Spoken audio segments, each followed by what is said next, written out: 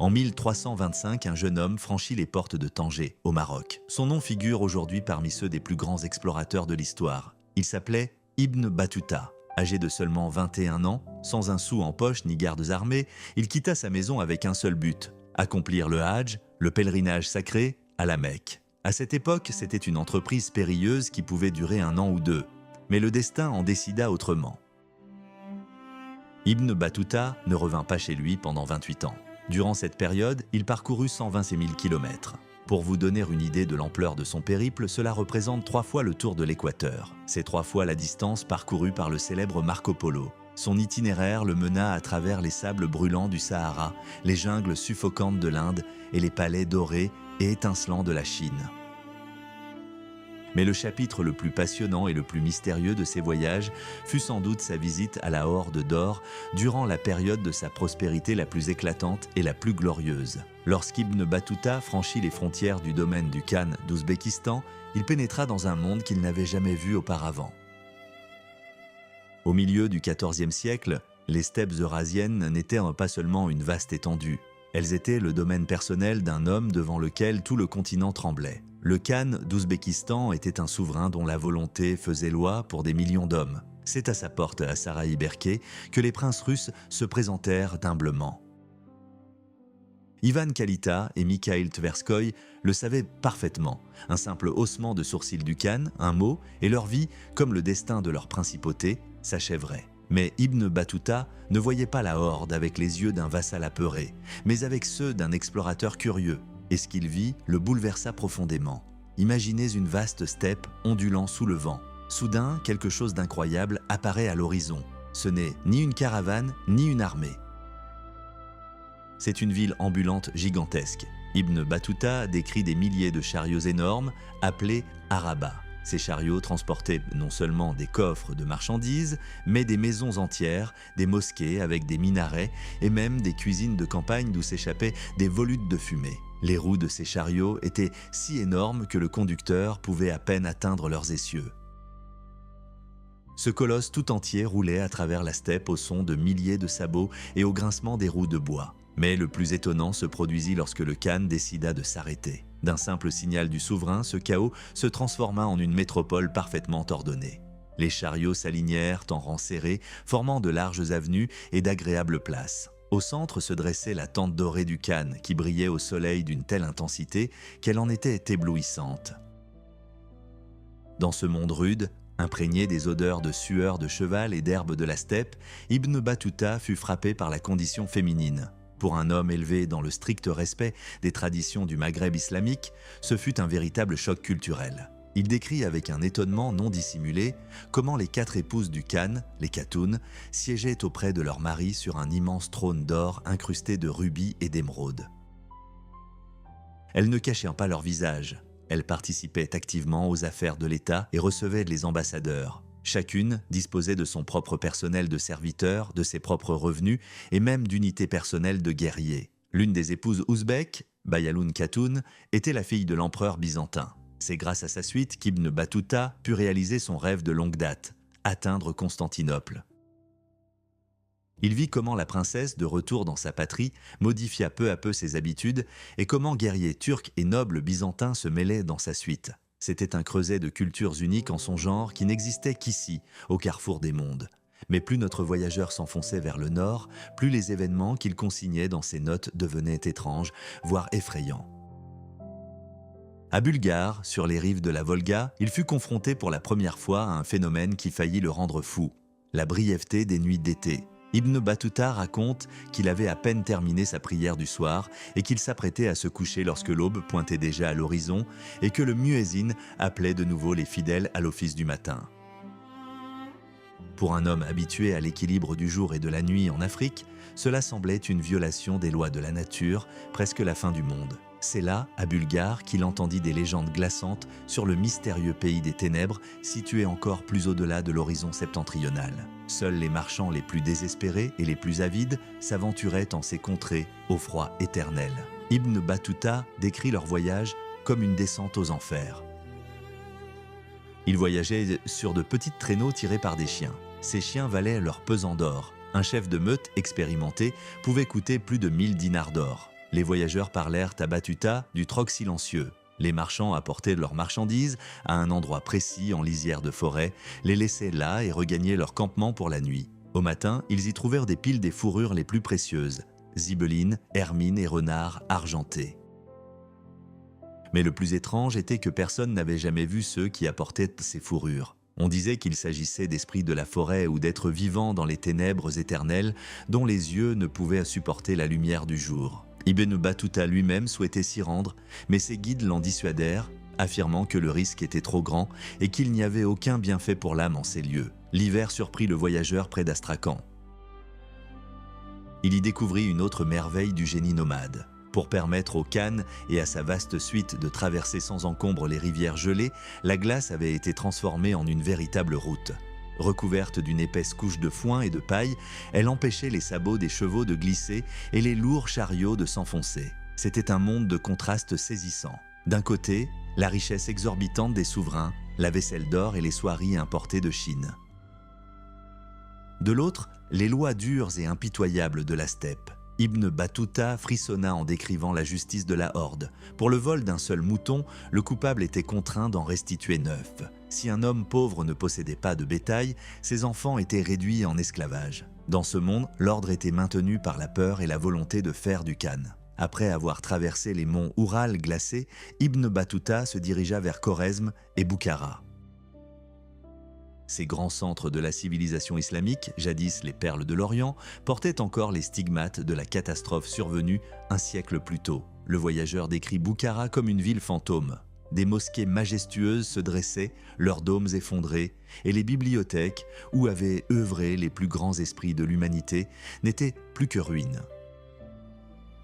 L'invasion de Gengis Khan avait rayé ce monde de la carte, et Ibn Battuta fut l'un de ceux qui relata ce long et douloureux processus de reconstruction. Il entendit des légendes étonnantes parmi les habitants. Par exemple, celle selon laquelle Gengis Khan était en réalité un simple forgeron qui, grâce à son intelligence et à sa force physique exceptionnelle, parvint à unifier des peuples disparates en une machine de guerre invincible. Dans la ville de Balkh, Battuta vit les ruines d'une mosquée que le grand conquérant avait fait démanteler pierre par pierre. Gengis Khan croyait que le trésor légendaire des anciens rois était enfoui sous ses colonnes. Mais, comme le note ironiquement le voyageur, l'or ne fut jamais trouvé. La terre refusait de livrer ses secrets à l'envahisseur. Ibn Battuta n'était pas un simple chroniqueur énumérant aridement des noms de villes. C'était un maître du détail. C'est grâce à lui que nous connaissons les melons exceptionnels du Khorezm, si sucrés et aromatiques qu'ils été séchés, conditionnés dans des récipients spéciaux et expédiés par caravane jusqu'en Chine, où ils étaient considérés comme un mets de choix à la cour impériale. Dans l'Hindu Kush, il rencontra un ermite qui, selon les habitants, avait 350 ans. Battuta ne conteste pas ce fait. Il relate simplement le miracle nous permettant de ressentir l'atmosphère d'une époque où la frontière entre réalité et mythe était presque imperceptible. Il fut témoin de l'effondrement des anciens ordres et de la naissance de nouvelles légendes que nous étudions aujourd'hui dans les manuels d'histoire. Après près de 30 ans d'errance, lorsqu'il revint enfin à Tanger, sa ville natale, il fut accueilli froidement. Ses amis d'enfance avaient depuis longtemps vieilli ou disparu. Et ceux qui restaient écoutèrent ces récits avec un amusement non dissimulé. Ces histoires de villes mouvantes, de la taille de métropoles modernes, de traîneaux à chiens aux confins du monde, de souverains au pouvoir illimité, semblaient à ses compatriotes le fruit d'une imagination débordante. Imaginez la situation. Vous rentrez chez vous, après un quart de siècle, et racontez des histoires invérifiables. On vous traite de menteur, de mythomane, d'imposteur. Même le plus grand historien de l'époque, Ibn Khaldoun, douta d'abord de la véracité des propos de Battuta. Mais le temps est le meilleur juge. Des siècles plus tard, historiens et archéologues ont confirmé que ce que ses contemporains considéraient comme un conte de fées était le récit le plus précis et le plus détaillé provenant de l'épicentre des événements qui ont redessiné la carte de l'Eurasie, 120 000 km. Imaginez un peu, au XIVe siècle, alors que les seuls moyens de transport étaient à la marche, un cheval robuste ou un chameau obstiné, un homme parvint à parcourir la quasi-totalité du monde connu. L'histoire d'Ibn Battuta n'est pas le simple récit de voyage d'un touriste blasé. C'est un véritable roman d'aventure médiéval, un drame de survie et d'une curiosité insatiable. Il se trouva en Asie centrale à un moment unique et terrifiant. 100 ans seulement s'étaient écoulés depuis la conquête mongole dévastatrice. Les villes, qui avaient été pendant des siècles des centres mondiaux de sciences, de médecine et de commerce, commençaient à peine à se relever. Boukhara et Samarcande renaissèrent de leurs cendres comme des phénix. Ibn Battuta découvrit ce monde à l'apogée de sa nouvelle puissance musulmane, lorsque les khans mongols commencèrent à troquer leurs tentes de feutre contre des palais de pierre. Il rencontra la Horde d'Or dans cette brève période de stabilité, presque éphémère, suivie d'un effondrement rapide et incroyablement sanglant. Mais qui était-il vraiment, cet homme qui n'avait pas peur de s'aventurer en territoire inconnu? Tout commença en 1324. Un jeune homme issu d'une famille de juristes respectés, mais loin d'être fortuné, quitta sa demeure. Il était sans le sou.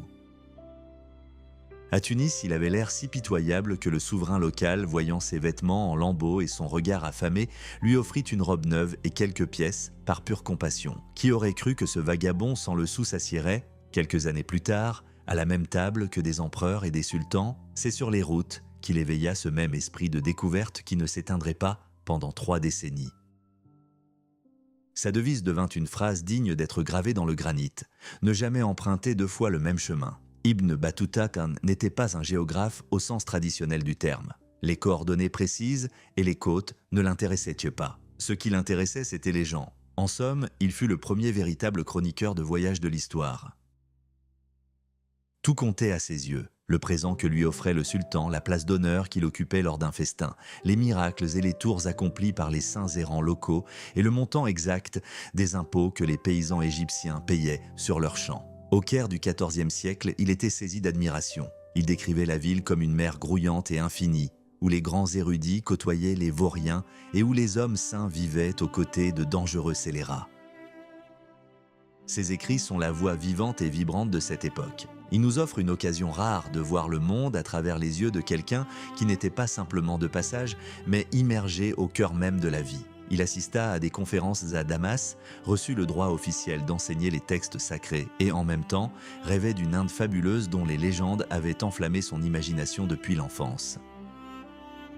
C'est grâce à son insatiable curiosité que nous connaissons aujourd'hui des faits qui, sans cela, auraient été à jamais effacés de l'histoire. Par exemple, le mouvement Sarbédar, une sorte de rébellion médiévale qui, au milieu du chaos de la guerre, créa son propre État et défia ouvertement la noblesse mongole. Il ne subsiste presque aucun témoignage direct de cette période, hormis ses notes détaillées. Il fut témoin de la transformation des croyances de peuples entiers, de la construction de mausolées grandioses sur les sites d'anciens campements nomades qui subsistent encore aujourd'hui, et de la métamorphose des redoutables nomades d'antan en citadins raffinés. Ibn Battuta a démontré au monde une vérité simple mais essentielle. Pour comprendre véritablement le monde, il faut sortir de chez soi et ne pas craindre l'inconnu. Son périple de Tanger à travers l'Afrique, le Moyen-Orient, les steppes infinies de la Horde d'Or jusqu'en Chine est un monument au courage et à la résilience humain. Il fut le dernier voyageur universel d'une époque qui ne connaissait pas encore les frontières étatiques rigides, mais qui pressentait déjà les changements à venir. Aujourd'hui, en repensant à ces itinéraires sinueux, nous comprenons que le monde a toujours été bien plus complexe, vivant et surprenant que ne le laissent entendre les manuels scolaires. Imaginez un homme qui ne se contente pas de suivre une carte, mais qui se fraye littéralement un chemin à travers l'espace et le temps. Ibn Battuta n'était pas un touriste ordinaire. Son voyage est la chronique de l'effondrement de l'ancien monde et de la naissance, dans la souffrance et le sang, de nouveaux empires sur ses ruines. Quittant sa Tanger natale, il plongea dans le chaos et la grandeur de l'Orient, où chaque faux pas, chaque parole imprudente pouvait lui être fatale. En Iran, il loua un chameau et passa 3 jours à lutter contre le désert impitoyable et brûlant pour atteindre Ispahan.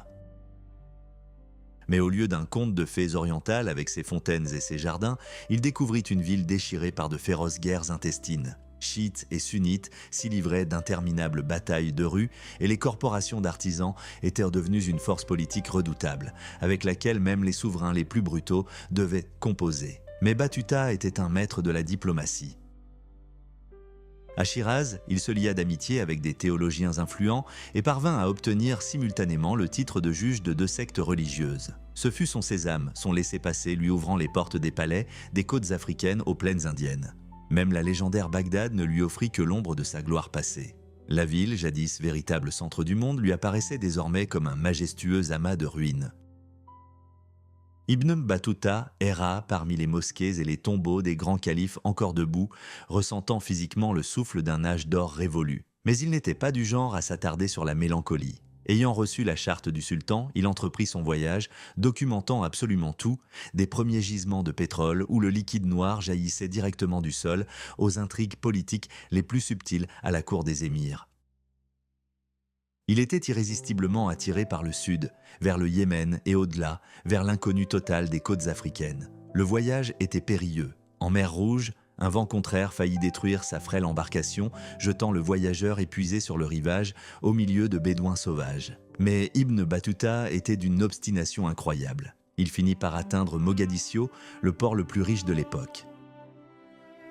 Là, il vit des centaines de chameaux abattus chaque jour pour nourrir les habitants et les tissus locaux valant leur pesant d'or en Égypte. Il visita Mombasa, où les gens vivaient en harmonie avec la nature, se nourrissant de bananes et de poissons, et Kilwa, l'une des villes les plus belles et les mieux aménagées de l'époque, entièrement construite en bois. Là, au milieu des anges noirs, il comprit enfin, le monde est bien plus complexe et riche que ne le décrivaient les anciens manuels de géographie arabe. Ibn Battuta nous a restitué ce monde dans toute sa diversité, nous laissant un récit qui résonne encore comme le plus palpitant des romans d'aventure.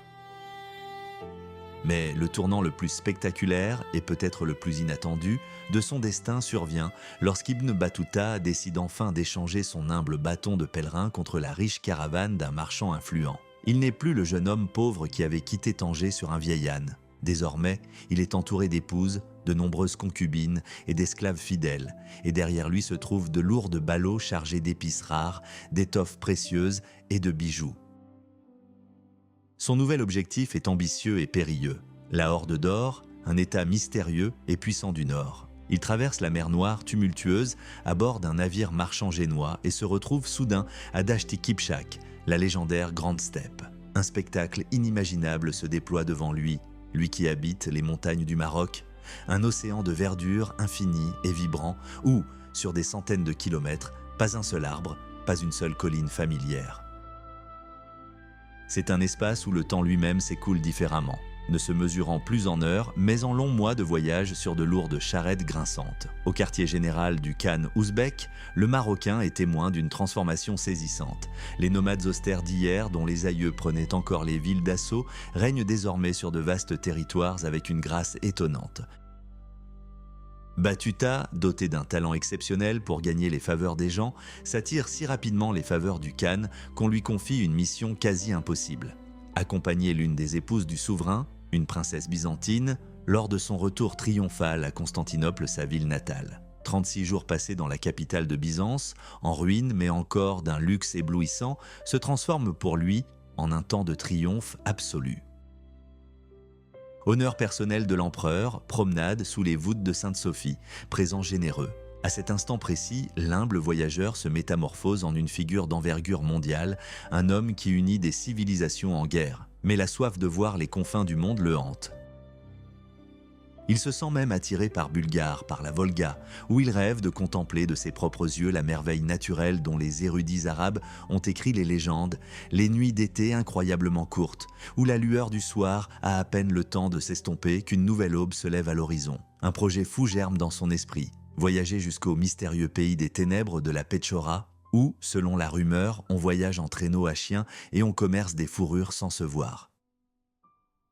Cependant, même pour un aventurier aussi téméraire, le désert du Nord se révèle une entreprise trop périlleuse. Comprenant qu'une mort certaine l'y attend, il dirige sa caravane vers le sud, en direction du Khorezm. Le Khorezm médiéval l'éblouit littéralement par son abondance, tandis que d'autres géographes de salon de l'époque se contentèrent de cartes sommaires et d'énumérer les taxes, Battuta insuffle la vie à la région dans ses écrits.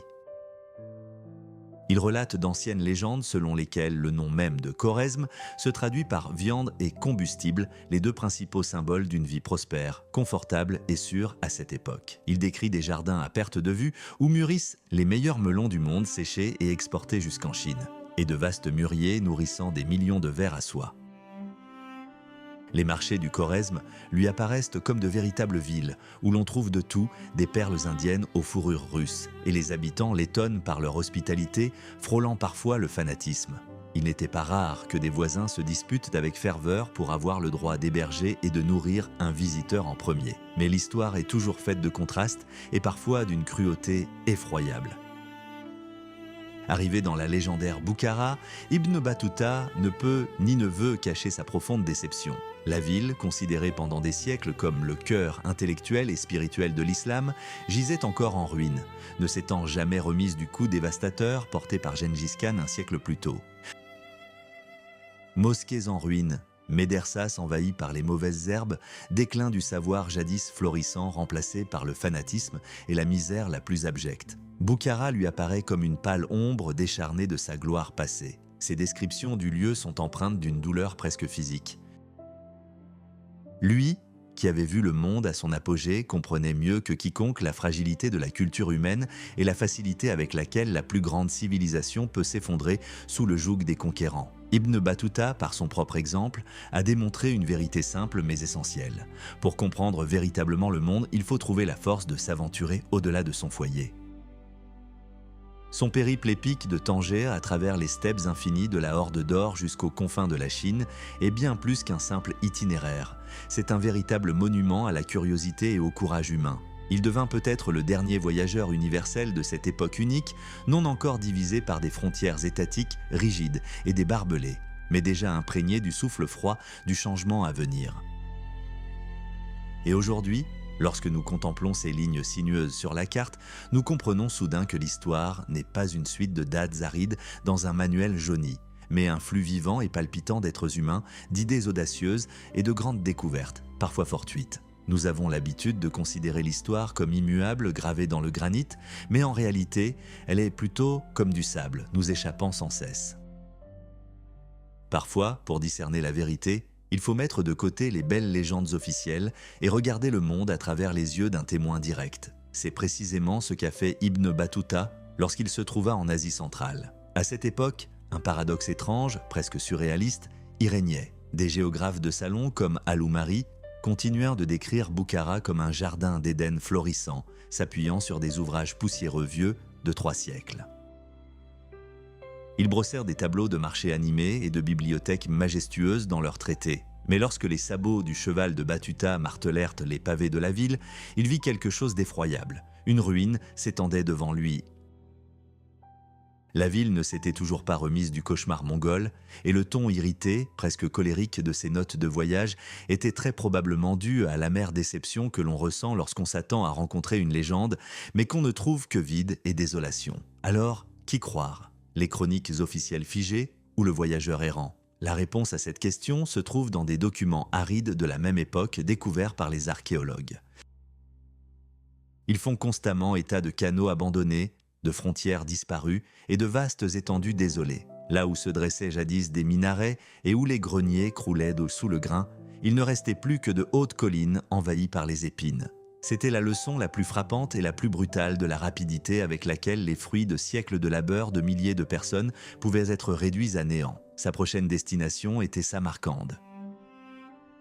Cette ville fut jadis fièrement surnommée l'Éden de l'Orient. Les auteurs antiques affirmaient avec enthousiasme que ces puissantes murailles avaient été érigées par Alexandre le Grand en personne et que leur circonférence atteignait plusieurs dizaines de kilomètres. La ville comptait 12 portes, et pour passer de l'une à l'autre, un voyageur devait marcher 1 heure sans interruption. Samarcande était alors bien plus qu'une simple agglomération. C'était un immense jardin fleuri où les habitations se dissimulaient timidement à l'ombre dense des arbres. On disait que même du haut des remparts, il était impossible de distinguer les bâtiments individuels. Seul un océan de verdure émeraude s'étendait à perte de vue.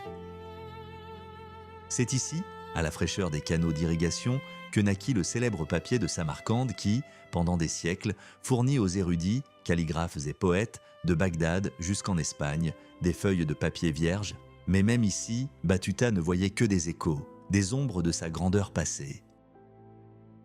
Son style habituellement luxuriant et exalté est sans cesse ponctué d'une amère constatation. Samarcande n'était resté un lieu de délices que malgré les innombrables désastres qui l'avaient frappé durant les jours sanglants de Gengis Khan. C'était une ville qui tentait désespérément de survivre à la catastrophe mondiale, préservant frénétiquement les vestiges de son ancien luxe, notamment ses aqueducs en plomb unique et ses vastes places de marché.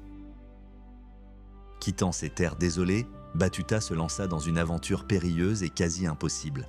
L'Inde, terre mystérieuse et imprévisible. C'est là, par hasard, qu'il se retrouva à la cour du sultan Muhammad Tughluk. Homme énigmatique, il était un mélange détonnant de réformateur brillant et de tyran sanguinaire. Capable de couvrir d'or un poète pour un seul vers juste, il pouvait aussi ordonner sur le champ l'exécution de n'importe quel serviteur loyal au moindre soupçon, même infondé.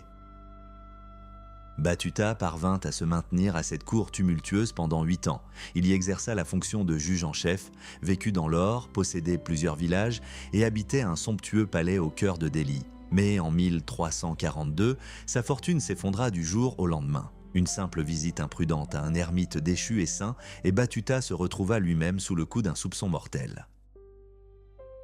Pour sauver sa vie, il dut recourir à des mesures extrêmes. Il distribua son immense fortune aux pauvres, affranchit tous ses esclaves et revêtit les haillons d'un mendiant. Il passa 5 longs mois dans une peur constante et déchirante, attendant le bourreau jusqu'à ce que le sultan, aussi soudainement qu'il avait été en colère, se repente. Le souverain lui offrit le poste d'ambassadeur officiel en Chine lointaine.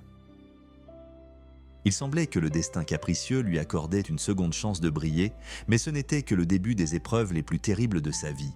En route vers la côte, la mission diplomatique fut attaquée par des bandits. Batuta fut capturé, échappa de justesse à la mort, puis survécut à un terrible naufrage dans le port de Calicut. Sous ses yeux, tous les précieux présents destinés à l'empereur de Chine, tous ses compagnons, ses épouses et ses biens durement acquis sombrèrent dans les profondeurs. Le capitaine du navire rescapé, craignant d'être tenu responsable, prit la fuite en haute mer, laissant Batuta seul sur le rivage, sans le sou et sans savoir que faire. Mais au lieu de retourner auprès du sultan en disgrâce et d'implorer son pardon, il prit une décision qui semblait insensée, poursuivre son voyage en solitaire. Il erra pendant des années à travers les Maldives, où grâce à sa connaissance du droit, il redevint juge suprême et épousa même les filles des vizirs locaux. Il visita Ceylan, gravit une montagne sacrée et finalement, après d'incroyables épreuves, atteignit les côtes de la Chine. Ces récits sur la Chine ont longtemps été considérés comme de la pure fiction en Europe et dans le monde arabe, mais de petits détails du quotidien laissent penser qu'il y était. Il décrit avec émerveillement le papier-monnaie, alors que le reste du monde n'acceptait que le métal tintant. Il ne peut cacher son étonnement devant cette pierre noire qui brûle plus fort et plus longtemps que n'importe quel bois. C'était sa première rencontre avec le charbon. Il visite d'immenses ateliers d'État où des milliers d'artisans confectionnent des vêtements pour l'armée du Khan et est stupéfait par le système social. Après 50 ans de loyaux services, les ouvriers étaient affranchis et entièrement pris en charge par le trésor public. Mais la découverte la plus étonnante l'attendait à Pékin. Là, à l'autre bout du monde, au cœur d'une culture étrangère, il entendit soudain une chanson persane familière interprétée par des musiciens chinois. Ce fut pour lui la preuve irréfutable que le monde était déjà étroitement lié par des liens invisibles mais puissants, tissés par le commerce et la culture. Lorsque Batuta décida enfin de rentrer chez lui en 1346, il découvrit que le monde qu'il aimait tant explorer était ravagé par un nouveau désastre sans précédent. La peste noire, la grande peste, décimait les villes et les nations entières. À Damas, selon son témoignage, 2500 personnes mouraient chaque jour. Il traversa littéralement l'épicentre de l'épidémie, enjambant les cadavres, accomplit son dernier pèlerinage à la Mecque, et ce n'est que 20 longues années après avoir quitté sa terre natale qu'il revit les rivages rocheux du Maroc. Mais pensez-vous qu'il aurait pu rester immobile à savourer la paix ? Certainement pas. Son dernier grand voyage l'a mené à travers les sables brûlants et destructeurs du Sahara, au cœur du continent noir, jusqu'aux légendaires mines d'or de l'Empire du Mali. Et aujourd'hui, en contemplant son incroyable carte, nous comprenons, la véritable histoire n'est pas faite de paragraphes ennuyeux. C'est un flux vivant et vibrant de personnes et d'idées. Le voyage d'Ibn Battuta a prouvé que les frontières n'existent que dans notre esprit, et que le monde reste toujours ouvert à ceux qui ont l'audace folle de simplement s'y aventurer. Ainsi, au terme de son périple, au sein d'une caravane de négriers, il entreprend ce qui sera peut-être son voyage le plus éprouvant. Imaginez, Un hiver rigoureux dans les montagnes, un vent glacial et mordant, et les sentiers étroits et périlleux de l'Atlas. Ayant surmonté ces dernières épreuves, il regagne enfin Fès. Mais la suite des événements transformera ce simple voyageur, aussi expérimenté fut-il, en une véritable légende dont le nom est encore prononcé avec respect 7 siècles plus tard. Ces récits oraux eurent l'effet d'une bombe sur le sultan Abou Inan. Le souverain et sa cour raffinée écoutèrent le Marocain avec une attention soutenue, oubliant les affaires d'État. Le sultan, homme éclairé, comprit aussitôt que ces souvenirs uniques ne devaient pas disparaître avec leur porteur. Il donna des instructions strictes au scribe de la cour, Ibn Juzay, maître reconnu de l'éloquence, pour qu'il retranscrive mot pour mot chaque parole d'Ibn Battuta. Le travail s'intensifia et se poursuivit pendant de longs mois. Nous connaissons la date précise de l'achèvement de cette œuvre monumentale, février 1356. C'est alors que le monde découvrit l'une des chroniques les plus captivantes et détaillées de l'histoire de l'humanité, connue sous le nom de Voyage ou Rihla. Mais c'est ici que commence le plus grand mystère de sa vie. À peine l'encre des dernières pages du manuscrit sèche-t-elle que Ibn Battuta semble disparaître dans l'épaisse pénombre de l'histoire. Nous savons très peu de choses, presque rien, sur ces dernières années. Même la date exacte de sa mort fait encore l'objet de vifs débats parmi les historiens. Certains avancent 1377, tandis que d'autres affirment qu'il s'est éteint bien plus tôt, incapable de supporter une vie aussi paisible et réservée. Après la mort de son puissant protecteur, le sultan, le grand voyageur, vécut vraisemblablement ses derniers jours dans un silence absolu, exerçant la fonction de simple juge dans de petites villes de province du Maroc. Son tombeau serait situé près de Tanger, mais l'ancienne inscription qui y figure indique « Saint Sidi Ahmed ». Était-ce vraiment lui ? Nous ne pouvons que spéculer et laisser libre cours à nos interrogations. La vie entière de cet homme fut un mouvement incessant et continu. Mais qu'est-ce qui le motivait véritablement, le poussant à risquer sa vie chaque jour ? Si l'on lit attentivement ses écrits, en faisant abstraction des fioritures orientales du style, on constate que derrière ces paroles ne se cache ni une soif de gloire banale, ni un désir vil de richesse. Certes, il fit des pèlerinages, il étudia avec ferveur auprès de grands chers, il accepta avec dignité des présents véritablement royaux des souverains de l'Inde.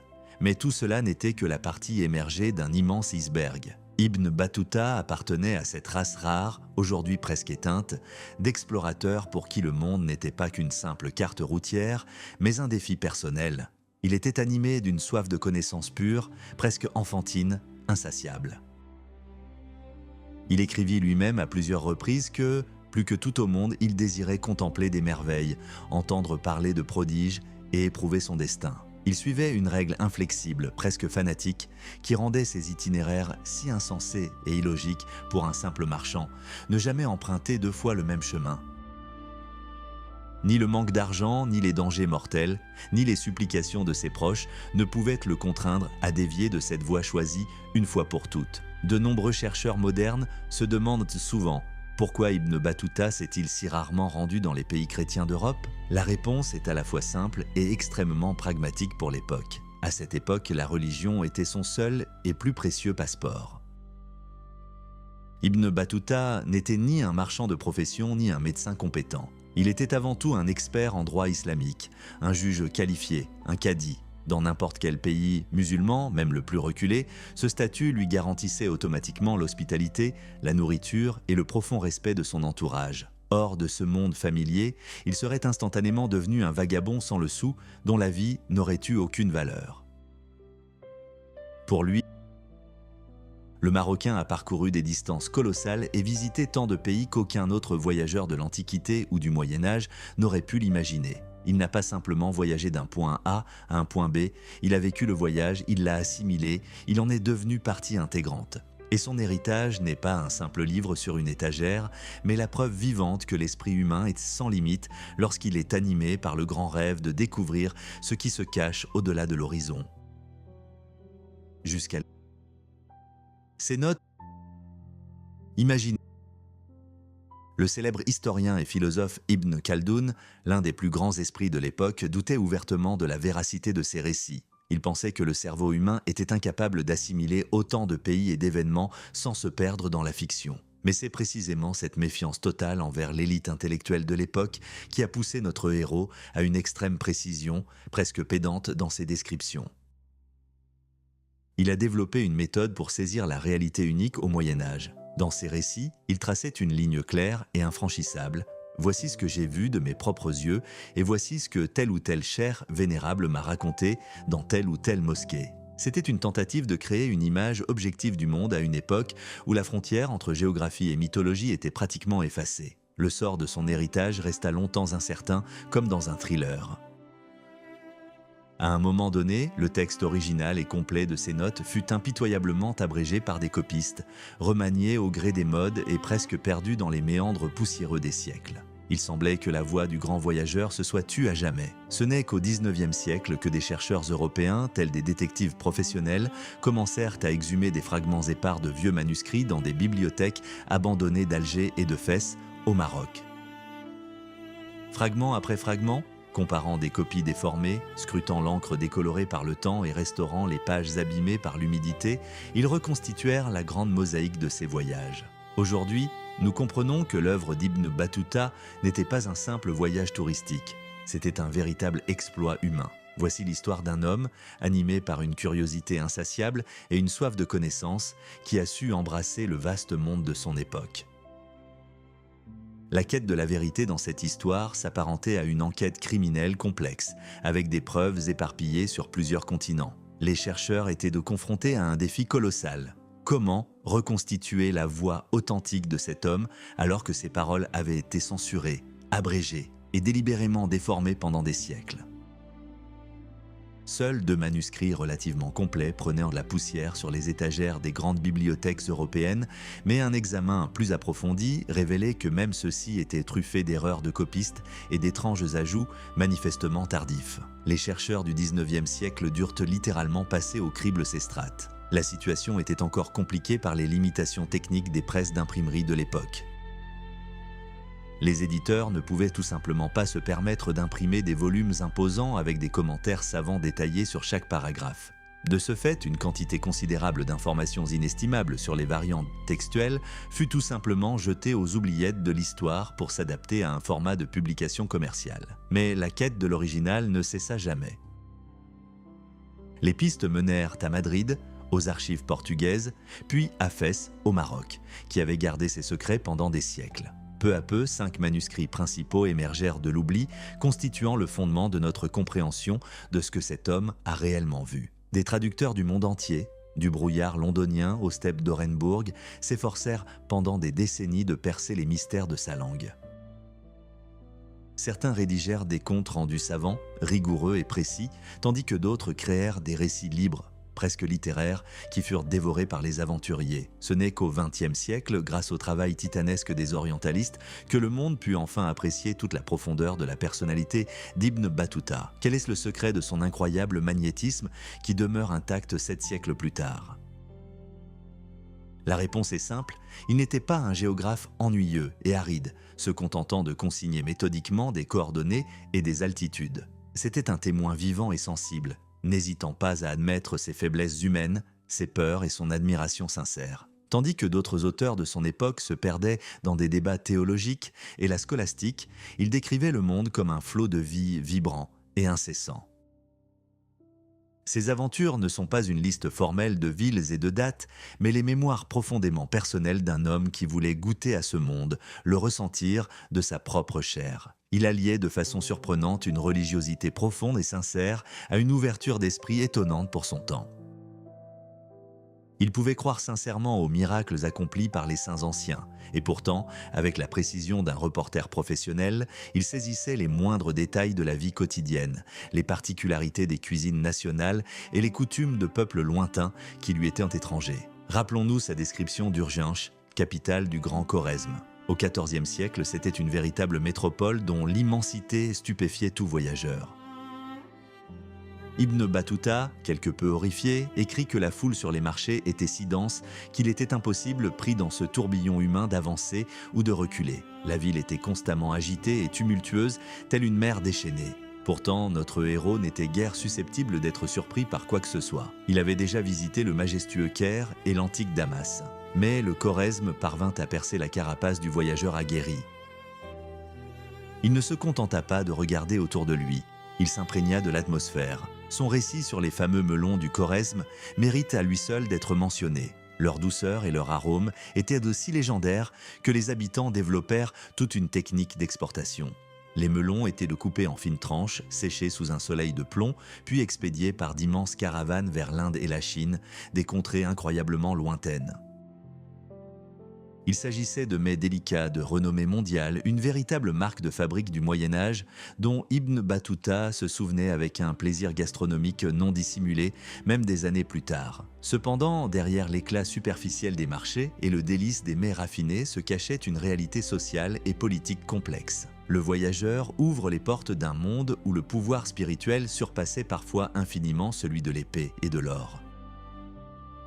Il décrit des réceptions fastueuses, presque éblouissantes, données par de puissants émirs, où les tables croulaient sous les fruits exotiques servis dans les plus beaux vases de verre irakiens, et où les murs étaient drapés des soies les plus lourdes, tissées d'or. Pourtant, les véritables maîtres des âmes dans cette région étaient les chers soufis.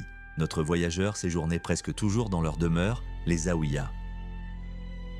Ces établissements étaient disséminés le long de la route de la soie, formant une sorte de réseau d'hôtels de charité, certes de luxe, mais entièrement gratuits pour les voyageurs et les pèlerins. C'est ici, dans le silence de ces monastères, que réside l'un des moments les plus captivants et profonds de ces chroniques. Il raconte comment le puissant sultan ouzbek, souverain devant lequel des nations entières tremblaient, venait humblement rendre visite au cheikh Nouman ad-Din chaque vendredi. Imaginez la scène. Le dirigeant d'un immense empire, exerçant un pouvoir absolu sur la vie et la mort de millions d'êtres, entrant dans une modeste pièce, et le saint homme ne bronche même pas, ne se lève même pas de son siège pour saluer le monarque. C'était une démonstration visuelle, presque théâtrale, de la suprématie absolue de l'esprit sur la vanité et le pouvoir terrestre. Ces monastères survivaient grâce à des dons colossaux et à de vastes étendues de terre, nourrissant quotidiennement des milliers de pauvres, de pèlerins et de voyageurs occasionnels. Ibn Battuta a saisi un moment historique unique, celui où l'islam devenait le ciment qui unissait les fragments disparates et souvent conflictuels des conquêtes mongoles. Pour lui, homme de foi, la question était cruciale. Le khan local allait-il se convertir à l'islam? Car tout dépendait de cette décision. Le système fiscal, le code de loi et en fin de compte, la vie même de millions de personnes. Ces notes sont bien plus qu'un simple récit de voyage. Elles sont comme une radiographie d'une époque entière, une époque où les confréries soufis imprégnaient les esprits et où des villes comme Samarcande et Boukhara exerçaient une forte attraction sur le monde civilisé. C'est précisément cette sincérité et ce souci du détail qui auraient pu paraître superflus à ses contemporains qui confèrent à son récit toute sa force et sa pertinence, même 7 siècles plus tard. C'est grâce à une grande curiosité humaine que nous pouvons aujourd'hui, au XXIe siècle, entrevoir un monde disparu depuis longtemps sous les sables impitoyables du temps. Il y a 7 siècles, le monde était certes différent, mais l'ambition humaine, la soif de pouvoir et les jeux politiques étaient exactement les mêmes qu'aujourd'hui. On a souvent tendance à réduire l'histoire à de simples dates poussiéreuses inscrites dans les manuels scolaires, mais les écrits de ce grand Marocain prouvent le contraire. C'était un monde où les chefs spirituels pouvaient dicter leurs lois au roi. Mais que se cachait réellement derrière cette belle façade de piété et d'humilité? Si l'on examine des documents de cette époque qui n'étaient pas destinés au grand public, comme par exemple la charte de l'un des monastères les plus riches, conservée dans le mausolée du cheikh Saïf ad-Din Bakarzi, un tableau curieux se dessine. Des idéaux austères y sont clairement énoncés: pauvreté absolue, modestie et renoncement total à tous les biens terrestres. On appelait fièrement cela la démocratie soufie. Mais voici le paradoxe. Le fondateur de cette institution, qui prêchait le renoncement aux richesses, était un homme fabuleusement riche. Le règlement officiel stipulait clairement que si le fils ou un autre parent du fondateur briguait un poste important au sein de l'administration, portait des vêtements de soie fine au lieu des haillons exigés, ou pire encore, décorait sa demeure avec un luxe excessif, il devait être immédiatement et honteusement démis de ses fonctions de dirigeant du monastère. Mais cela n'était qu'une théorie. En réalité, le pouvoir sur ces lieux saints et leurs énormes flux financiers se transmettaient strictement par héritage, se transformant en une entreprise familiale extrêmement lucrative et protégée fiscalement, habilement dissimulée derrière le masque de l'humilité religieuse. L'histoire du sultan Tarmachirin est encore plus révélatrice et intéressante. Dans les écrits d'Ibn Battuta, il apparaît comme une figure quasi sainte, un souverain idéal. Il écoute avec humilité les remarques sévères, voire insultantes, des prédicateurs itinérants, se dit le plus pauvre des pauvres et fait preuve d'une totale humilité. Mais si l'on fait preuve de scepticisme et que l'on compare ces descriptions enthousiastes aux récits d'autres contemporains, comme le géographe arabe Al-Umari, on commence à entrevoir la personnalité d'un homme tout à fait différent. Tarmachirin était avant tout un homme politique brillant et pragmatique, parfaitement à la hauteur de son temps. Sa conversion à l'islam fut motivée moins par la passion que par un calcul froid. Cette décision ouvrit instantanément les frontières de son royaume aux riches marchands d'Égypte et de Syrie. Avant son accession au pouvoir, les routes étaient dangereuses et le commerce pratiquement paralysé. Le sultan mena tout simplement une brillante campagne de promotion pour son pays sur la scène internationale. Il accueillait les voyageurs célèbres avec des honneurs incroyables, presque mythiques, afin qu'à leur retour, ils répandent la nouvelle de son incroyable piété à travers le monde. Et cette stratégie marketing fonctionna à merveille. Des caravanes incessantes affluèrent en transoxiane et l'islam devint l'idéologie d'État en à peine une décennie. Cependant, sous le vernis superficiel de la nouvelle foi officielle, des traditions païennes aussi anciennes que les montagnes elles-mêmes continuèrent de vibrer puissamment. En Asie centrale, à cette époque, un mélange surprenant, parfois étrange, d'islam et de culte primitif s'était développé. On priait formellement dans les mosquées, mais on continuait en même temps à vénérer avec ferveur les tombes des saints locaux, ce qui, dans l'islam orthodoxe strict, avait toujours été considéré comme un polythéisme dangereux. Au célèbre tombeau de Qusam ibn Abbas à Samarcande, les populations autochtones et les Tatars nouvellement arrivés pratiquaient des sacrifices collectifs, immolant taureaux et béliers. Ils mêlaient prières musulmanes et rites ancestraux des steppes, et cela ne semblait déranger personne. Au Khorezm, une légende tout à fait extraordinaire circulait au sujet du chien miraculeux du saint Najm ad-Din al-Kubra. Ce chien était censé posséder le don de lévitation et pouvoir voler librement dans les airs. Et bien que les chiens soient traditionnellement considérés comme impurs dans l'islam classique, cela n'a pas dissuadé les pèlerins du monde entier. On leur a même fièrement montré l'abreuvoir en pierre du chien volant qu'ils ont touché avec révérence de leurs mains. Même le choix des prénoms des enfants à cette époque était guidé par les coutumes turques ancestrales, bien éloignées des préceptes coraniques. Une règle existait, un enfant était souvent nommé d'après le premier objet ou animal que sa mère voyait après l'accouchement. Imaginez, la fille biologique du grand khan ouzbek s'appelait Itkouzouk, ce qui signifie littéralement « chien » ou « chiot ». À nos oreilles modernes, cela paraît pour le moins étrange, voire offensant, mais à l'époque, c'était la norme. Dans ce monde, la croyance au miracle, au pouvoir des saints vivants et aux présages anciens était absolue et incontestée. Le chemin menant au cœur même de ce monde merveilleux traversait d'immenses steppes brûlées par le soleil. Le voyage de Sarajoukid à Khorezm durait 30 longs jours de marche exténuante. C'était une véritable épreuve d'endurance. La caravane ne s'arrêtait que 2 fois par jour, et brièvement, le temps que les hommes préparent rapidement une simple soupe de millet avec de la viande séchée et du lait caillé. C'était la nourriture des guerriers et des nomades sans aucun raffinement. On mangeait et on dormait même dans les arbas, ces énormes chariots en mouvement. S'arrêter pour de longues périodes de repos était mortellement dangereux. Dans le désert, le fourrage pour les chameaux était extrêmement rare et chaque minute de retard pouvait coûter la vie à toute la caravane. Mais lorsque les panoramas du Khorezm s'offrirent enfin aux voyageurs épuisés, toutes ces souffrances s'évanouirent instantanément. C'était une véritable métropole du XIVe siècle, peut-être la plus grande et la plus belle ville du monde turc.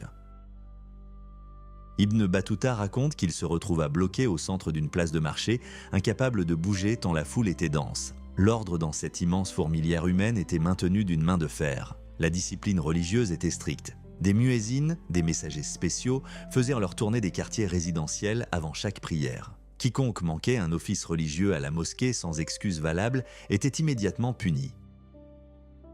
Le coupable était fouetté en public et condamné à une lourde amende. Ici, la religion n'était pas seulement un état d'esprit, mais aussi une obligation d'État rigoureuse. À cette époque, la ville était gouvernée par l'émir Koutlou-Doumour, dont le nom, signifiant « fer béni », avait une signification sinistre. Sa cour baignait littéralement dans un luxe ostentatoire, conçu pour éblouir les visiteurs. Les coupoles en bois du palais étaient ornées de marqueteries exquises.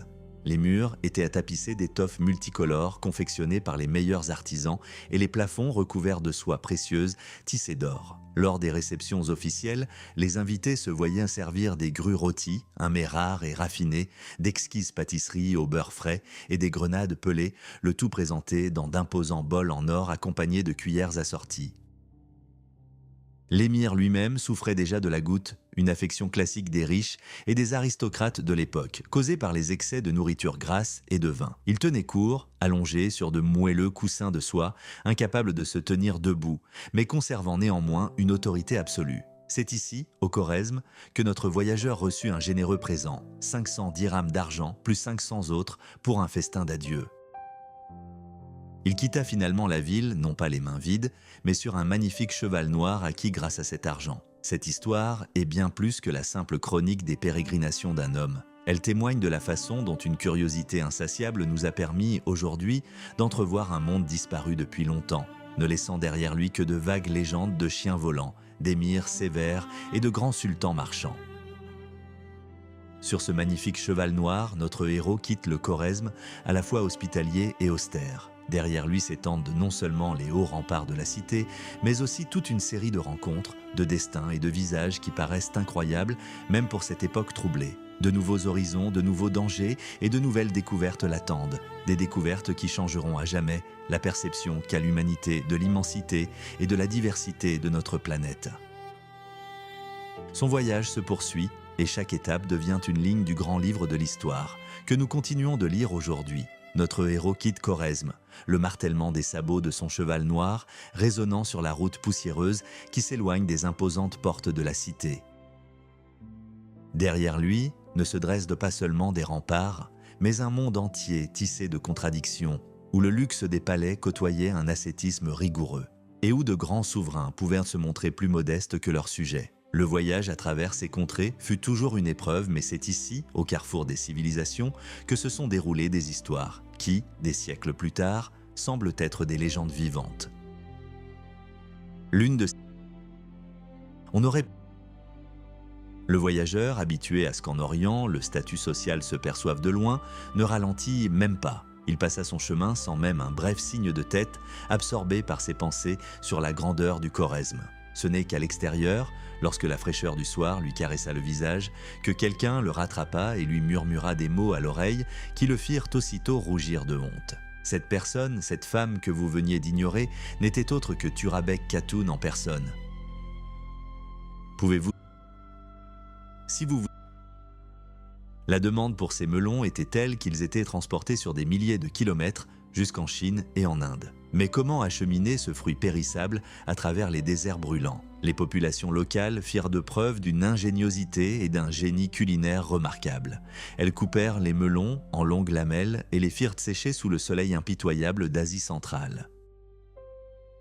Au cours du séchage, les sucres se concentraient tellement que le fruit devenait plus sucré que n'importe quelle figue ou que le miel le plus précieux. Ces fruits séchés étaient conditionnés dans des sacs de cuir spéciaux et pouvaient se conserver pendant des mois. Même le puissant sultan de Delhi, souverain de l'immense Inde, considérait un colis contenant ces tranches dorées comme le plus beau des présents. Il en offrit personnellement à ses invités les plus prestigieux, soulignant qu'il s'agissait d'un avant-goût du paradis venu du lointain Khorezm. Cependant, le voyage vers l'Orient n'est pas fait que de festins et de mets délicats. C'est une route qui met à l'épreuve la loyauté humaine, où les tragédies côtoient les célébrations. Durant ce périple, notre héros était accompagné d'un marchand de Karbala nommé Ali ibn Mansour. S'il y a jamais eu un homme qui incarnait la noblesse, c'était bien lui. Ali ne se contentait pas de partager les épreuves du voyage avec son compagnon, il le protégeait comme un frère. Lorsque notre héros avait besoin de vêtements neufs, Ali se rendait au marché, achetait une robe somptueuse pour 10 pièces d'or, puis revenait en prétendant l'avoir négociée à 8. Il payait secrètement la différence de sa propre poche, afin de ne pas embarrasser son ami ni de le mettre dans l'embarras. Un tel tact était une qualité rare dans un monde où chaque sou comptait. Mais le destin de cet homme fier et généreux fut tragique. Lorsque la caravane atteignit les frontières de la Chine, dans la ville d'Al-Malik, la fortune qui avait accompagné Ali ibn Mansur pendant tant d'années se retourna soudainement contre lui. Son commerce s'effondra et il se retrouva endetté. À cette époque, la dette n'était pas qu'une métaphore, mais une dure réalité. Ali se tourna vers un autre marchand pour obtenir de l'aide, espérant une solidarité professionnelle, mais il se heurta à un mur de cruauté. Le marchand non seulement refusa de l'aider, mais exigea également un prix exorbitant pour passer la nuit dans son caravansérail, humiliant délibérément son compagnon désespéré. Pour Ali ibn Mansur, la honte était pire que la mort. Un homme habitué à donner ne pouvait supporter d'être traité comme un mendiant et d'être la cible de moqueries. Il s'enferma dans sa chambre et se donna la mort. Ce fut une tragédie silencieuse et terrible pour un homme pour qui l'honneur valait plus que la vie elle-même. Sa mort fut un sombre rappel que, le long de la route de la soie, non seulement la richesse mais aussi l'abîme pouvaient se cacher à chaque tournant. La route traversait ensuite des déserts glacés jusqu'à Boukhara.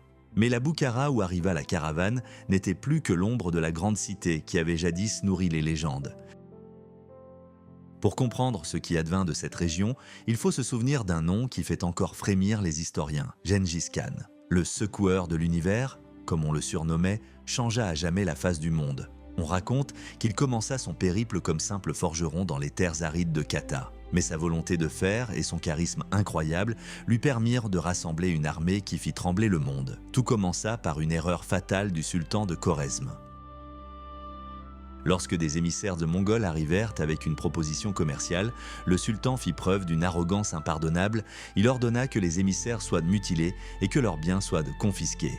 Ce n'était pas une simple insulte, c'était un défi lancé à une puissance que le monde n'avait jamais vue. La riposte des Mongols fut dévastatrice et immédiate. Les éclaireurs infiltrés dans le camp de Gengis Khan revinrent terrifiés.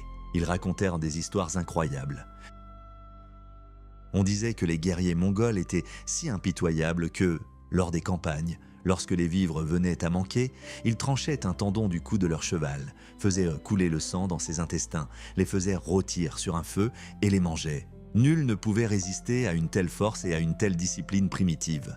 Boukhara, la perle de l'Orient, fut rasée, Samarcande, la ville aux dômes azur, fut réduite en ruines. Bagdad, la grande capitale du califat et centre du savoir mondial, fut littéralement noyée dans le sang. On raconte que des dizaines de milliers d'érudits périrent en Irak durant ces années et que des manuscrits inestimables furent jetés dans les fleuves, noircissant le Tigre et l'Euphrate d'encre. Seuls quelques-uns purent s'échapper pour répandre la nouvelle de cette horreur à travers le monde. Notre héros vit ses cicatrices sur la terre, des mosquées détruites, des quartiers désertés, et la peur qui persistait dans les yeux des anciens. Des décennies après ces terribles événements, une fois la tempête de la conquête mongole apaisée, le sultan Tarmashirin régnait sur ces terres. Puissant souverain de la dynastie Chagatai, son autorité faisait loi sur un vaste territoire s'étendant des frontières de l'Inde jusqu'à la Chine. Malgré sa grandeur, il demeurait un homme d'une simplicité remarquable, une rareté pour un dirigeant de son envergure. Imaginez le sultan vêtu d'une robe verte délabrée, se rendant à la mosquée, sans suite fastueuse, sans centaines de gardes lui ouvrant le passage à coups de bâton. En chemin, il pouvait s'arrêter pour écouter les doléances de tout pauvre, veuve ou artisan mécontent. Un jour, un incident se produisit qui nous paraît aujourd'hui inconcevable. Le sultan s'attarda un peu avant la prière de l'aube et envoya un serviteur demander à l'imam de l'attendre. L'imam, homme austère, voué uniquement à la foi et méprisant l'autorité terrestre, répondit sèchement au serviteur « Prions-nous pour Dieu ou pour Tarmashirin ?» Et sans attendre le souverain, il ordonna que la prière commence. Lorsque le sultan entra dans la mosquée, le rituel battait déjà son plein.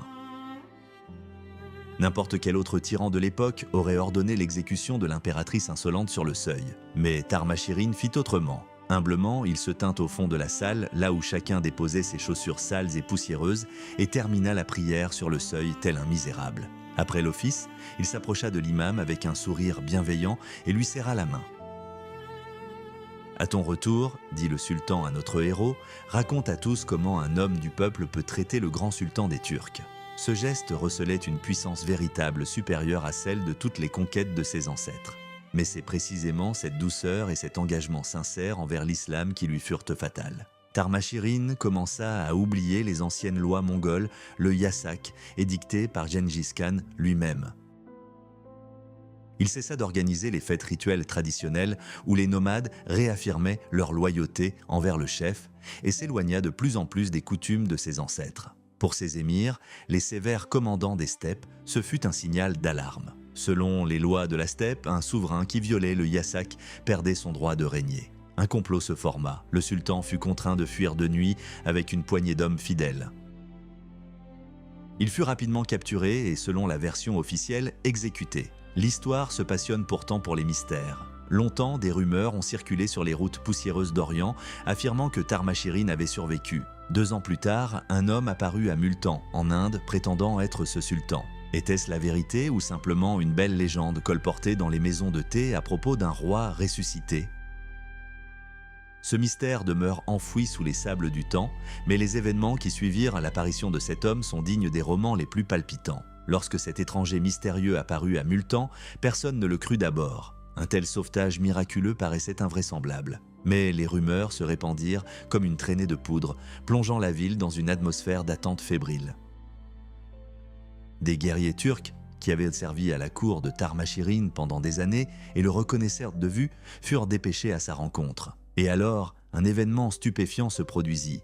À la vue de l'étranger, les guerriers s'écrièrent à l'unanimité « C'est lui, notre sultan est de retour !» Le gouverneur de la ville, abasourdi par cette nouvelle, n'osa pas le contredire.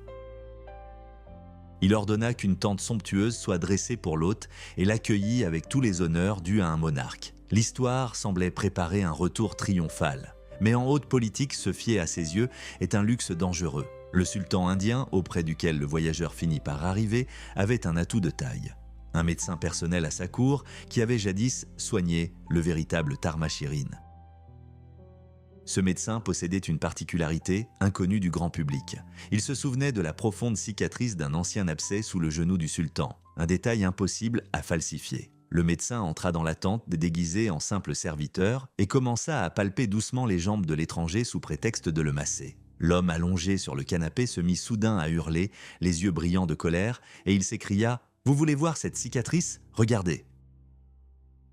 Et il releva brusquement ses vêtements, dévoilant la cicatrice. Il n'y avait plus aucun doute, devant le médecin se tenait le véritable Tarmashirin. Cependant, la vérité lui siffla la mort. Le sultan des Indes n'appréciait guère le retour de son voisin légitime. Il était terrifié. 40 000 partisans, le fils et le gendre de Tarmashirin, étaient déjà prêts à reconnaître leur hôte comme leur chef. L'atmosphère était chargée d'un parfum de coup d'État susceptible de renverser l'ordre établi. Le sultan des Indes eut alors recours à la bassesse dont seuls ceux qui craignent de perdre leur trône sont capables. Il insulta publiquement Tarmashirin, le traitant de menteur et d'imposteur malgré toutes les preuves. Il le fit renvoyer auprès de ses propres enfants, retenus en Inde comme otages honoraires. Et alors se produisit la scène la plus amère et la plus déchirante de ce drame. Le fils et la fille reconnurent leur père, il passa la nuit entière avec eux, ils pleurèrent et l'étreignirent sous la protection des gardes du sultan. Mais au matin, les enfants, tremblant de peur et comprenant que la reconnaissance de leur père signifiait leur mort, le renièrent publiquement. Exilé, trahi par les siens, Tarmashirin disparut dans les sables. On raconte qu'il finit ses jours dans la lointaine ville de Shiraz, devenant un simple derviche, oubliant les fastes de la couronne. Tandis que certains rois erraient dans la misère, d'autres plongèrent le pays dans le sang, tentant de s'accrocher à un pouvoir insaisissable. En Asie centrale, Buzun, un tyran dont le nom devint synonyme de cruauté, s'empara du pouvoir. Il commença à opprimer les fidèles et à détruire l'œuvre de Tarmashirin, et le peuple, épuisé par les impôts et les exécutions, attendait un sauveur. Et le sauveur vint. Khalil, fils du sultan Yassour, rassembla une armée loyale et marcha sur Samarcande. Buzun fut capturé, mais son exécution fut inhabituelle. Il ne fut pas décapité comme un bandit ordinaire. Il fut exécuté selon une ancienne et macabre coutume mongole, étranglé avec une corde d'arc. On croyait que le sang royal ne devait pas être versé sur terre, de peur d'attirer une malédiction sur toute la lignée. Ainsi, Khalil monta sur le trône.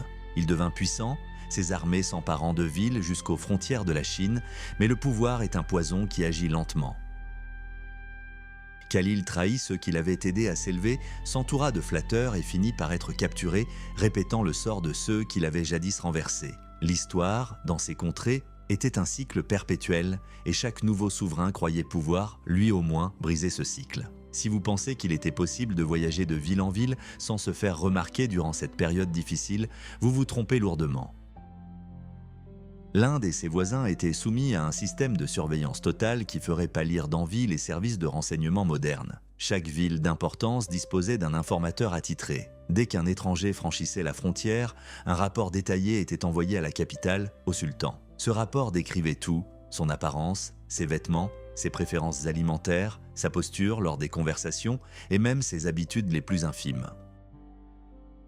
Le sultan savait tout de vous avant même que vous ne mettiez les pieds dans son palais. C'était la bureaucratie poussée à l'extrême où chaque geste était consigné par écrit. Les routes de cette époque traversaient souvent les ruines de grandes civilisations, rappelant la fugacité de toute chose. Prenons l'exemple de Balkh, jadis surnommée la mère des villes. À l'arrivée de notre héros, elle n'était plus qu'une ville fantôme.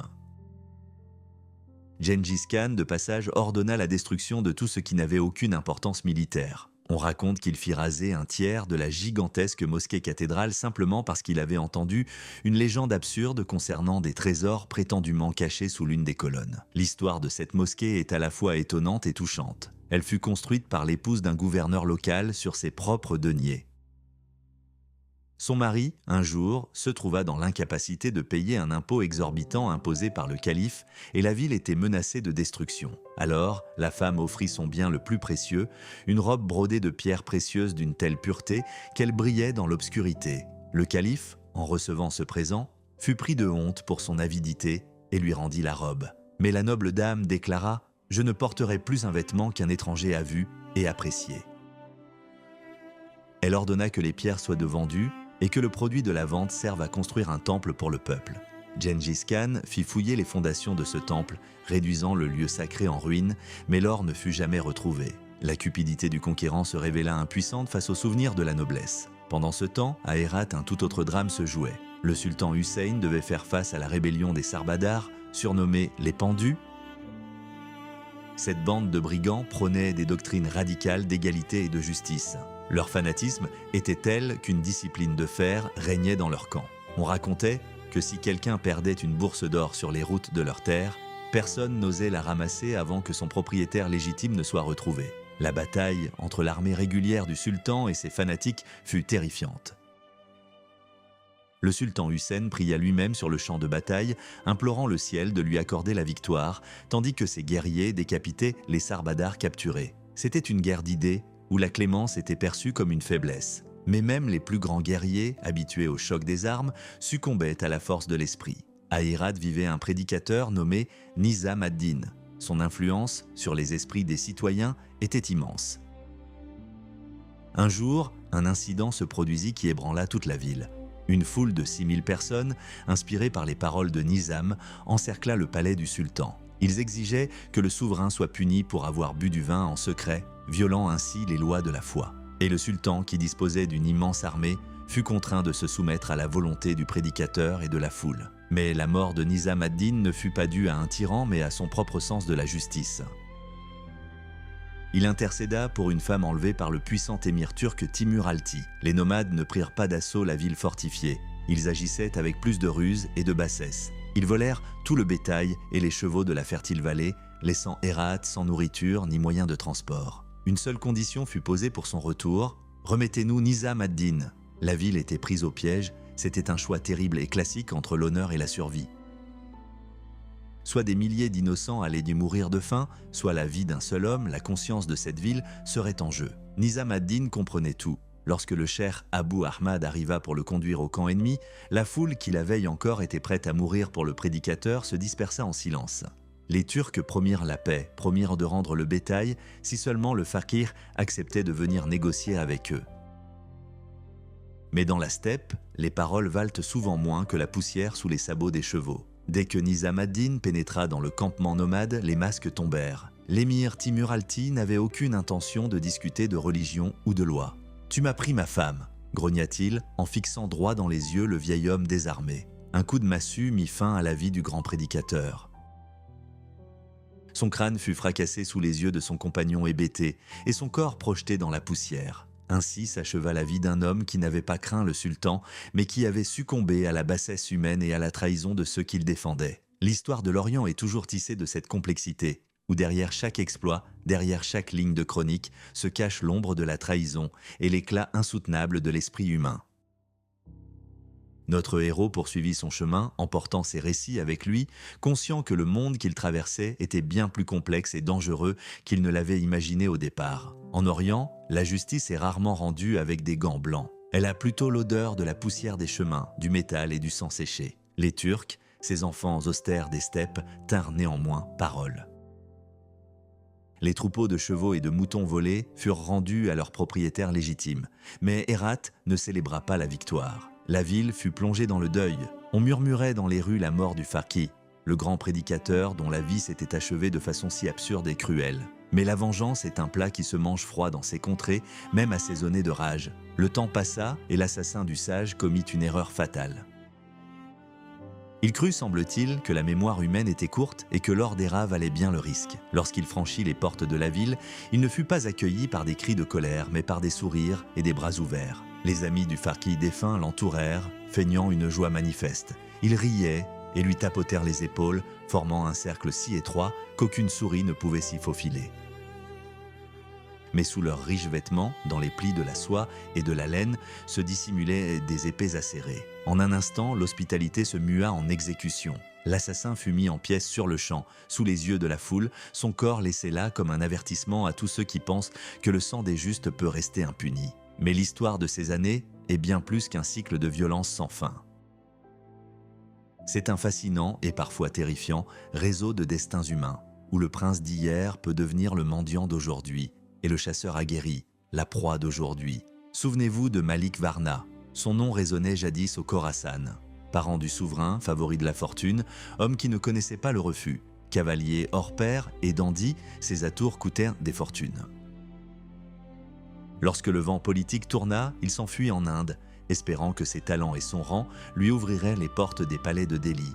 Le destin pourtant affectionne les fins ironiques.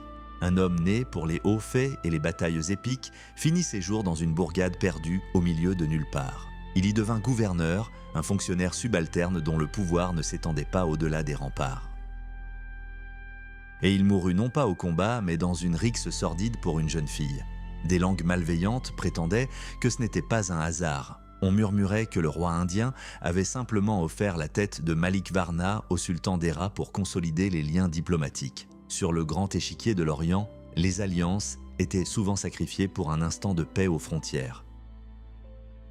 Si vous pensez que les miracles de cette époque ne se produisaient que sur les champs de bataille, vous devriez visiter la ville de Jam. Là, dans le silence de leurs cellules, vivaient des gens dont la force intérieure était plus puissante que n'importe quelle armée. Shihab ad-Din, un ermite local, était une légende vivante, mais il n'a pas toujours été un saint. Dans sa jeunesse, Shihab ad-Din était réputé pour être le plus insouciant fêtard de tout le Khorasan.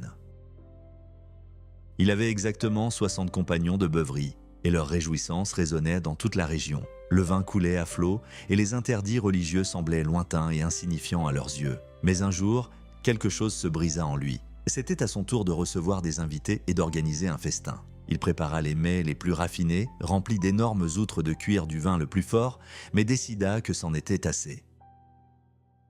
Lorsque les invités, s'attendant à une nuit de réjouissance, ouvrirent les outres, ils furent stupéfaits. Au lieu d'une boisson enivrante, une mélasse épaisse, aromatique et sucrée s'en échappa. Shihab ad-Din vint à leur rencontre et leur confessa son repentir. Et l'incroyable se produisit. Cette même nuit, ses 60 amis, stupéfaits par ce qu'ils avaient de vue, firent eux aussi vœu de sobriété.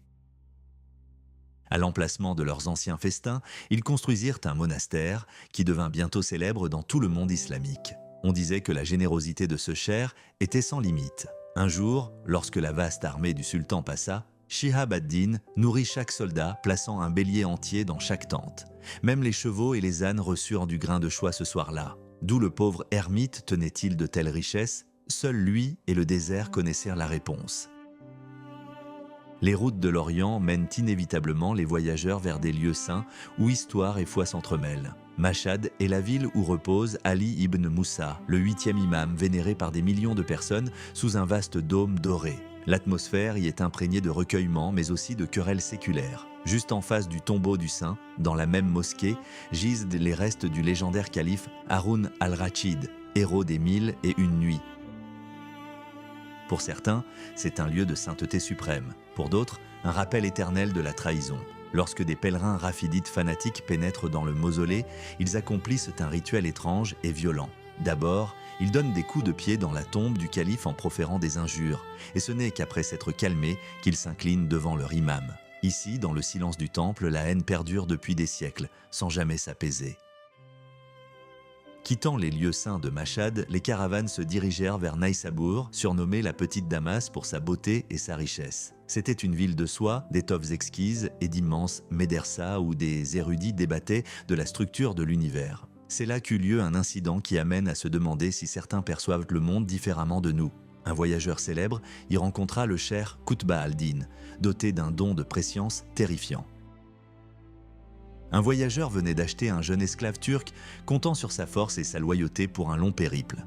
Mais le cheikh, sans même le regarder, prononça ces mots « Vendez-le, il vous portera malheur ». Le voyageur, habitué à faire confiance aux sages, ne protesta pas et se débarrassa de l'esclave. Quelques jours plus tard, la ville entière fut secouée par une terrible nouvelle. Ce même jeune homme, pris d'une rage incontrôlable, avait tué un petit garçon et avait été aussitôt exécuté.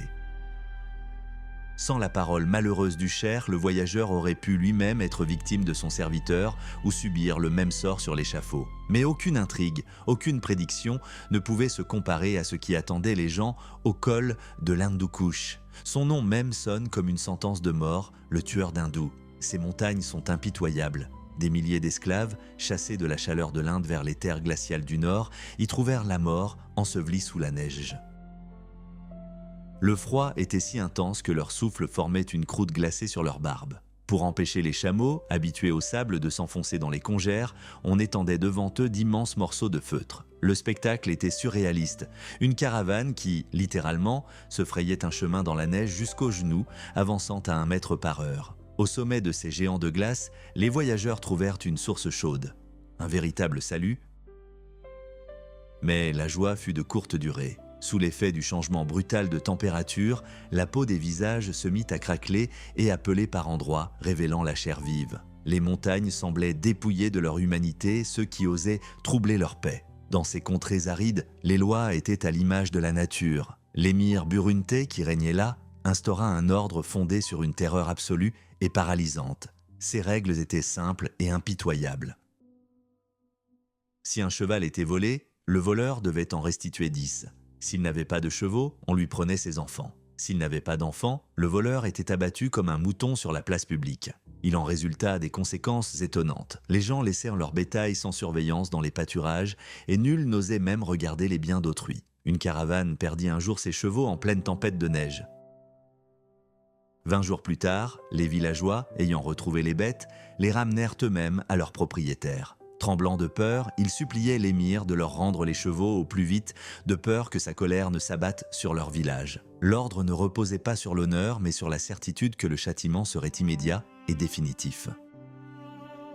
Après avoir traversé l'enfer glacé des montagnes et les déserts arides balayés par le Simoun, le vent mortel, les voyageurs atteignirent enfin le grand fleuve Indus. Le Simoun n'est pas un simple vent, c'est le souffle de la mort incarnée. Il est si brûlant et si toxique que les corps de ceux pris dans son courant commencent à se décomposer avant même que la mort ne survienne. Mais l'Indus promettait une vie nouvelle. Il était la frontière entre les mondes. Les récits du grand voyageur Ibn Battuta étaient déjà parvenus jusqu'au roi de l'Inde qui le précédait. Devant eux s'étendèrent des terres où l'or coulait à flot, où les palais ressemblaient à des palais célestes, mais où la vie humaine n'avait encore aucune valeur. Ibn Battuta passa 27 ans sur les routes, traversa 3 continents et découvrit un monde qui, aujourd'hui, semble tout droit sorti d'un conte fantastique, mais qui, pour lui, était une réalité cruelle, sanglante et d'une beauté infinie. Mais avant de pouvoir savourer la grandeur de l'Inde, il dut endurer un véritable enfer aux frontières du monde connu. La route traversait les déserts égyptiens jusqu'à l'antique cité d'Adfou. Ces terres semblaient figées et les seuls compagnons de la caravane étaient les austères arabes de la tribu des Dagim. Une nuit de repos en ces contrées était rarement synonyme de paix. À Koumaïsira, une véritable guerre contre les hyènes attendait les voyageurs. Ces prédateurs effrontés et puissants encerclèrent le camp, leurs yeux brillants dans l'obscurité et leurs rires glaçants les tenaient éveillés.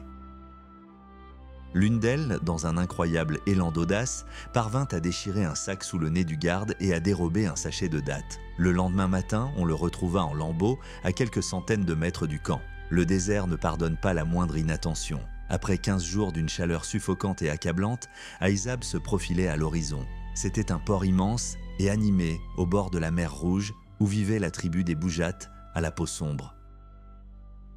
Ils avaient une allure exotique, enveloppés dans des manteaux jaunes vifs et coiffés de rubans étroits semblables à des couronnes. La ville exhalait de fortes odeurs de poissons séchés et de lait de chamelle. Le pouvoir était partagé entre le sultan local et le gouverneur égyptien, qui se querellaient sans cesse. La mer, qui aurait dû être la voie d'accès au lieu saint de la Mecque, était fermée. Une guerre sanglante faisait rage. Le sultan Boujat avait coulé la flotte turque et la route vers l'autre rive était devenue un piège mortel. Ibn Battuta fut contraint de rebrousser chemin et de retraverser les sables brûlants jusqu'au Nil, puis de traverser le Caire pour gagner la Syrie. Mais l'histoire de ce voyage ne se résume pas aux kilomètres de route. Elle parle aussi des gens et de leurs destins incroyables, parfois tragiques. À cette époque, l'histoire du Cheikh Saïd résonna dans tout l'Orient.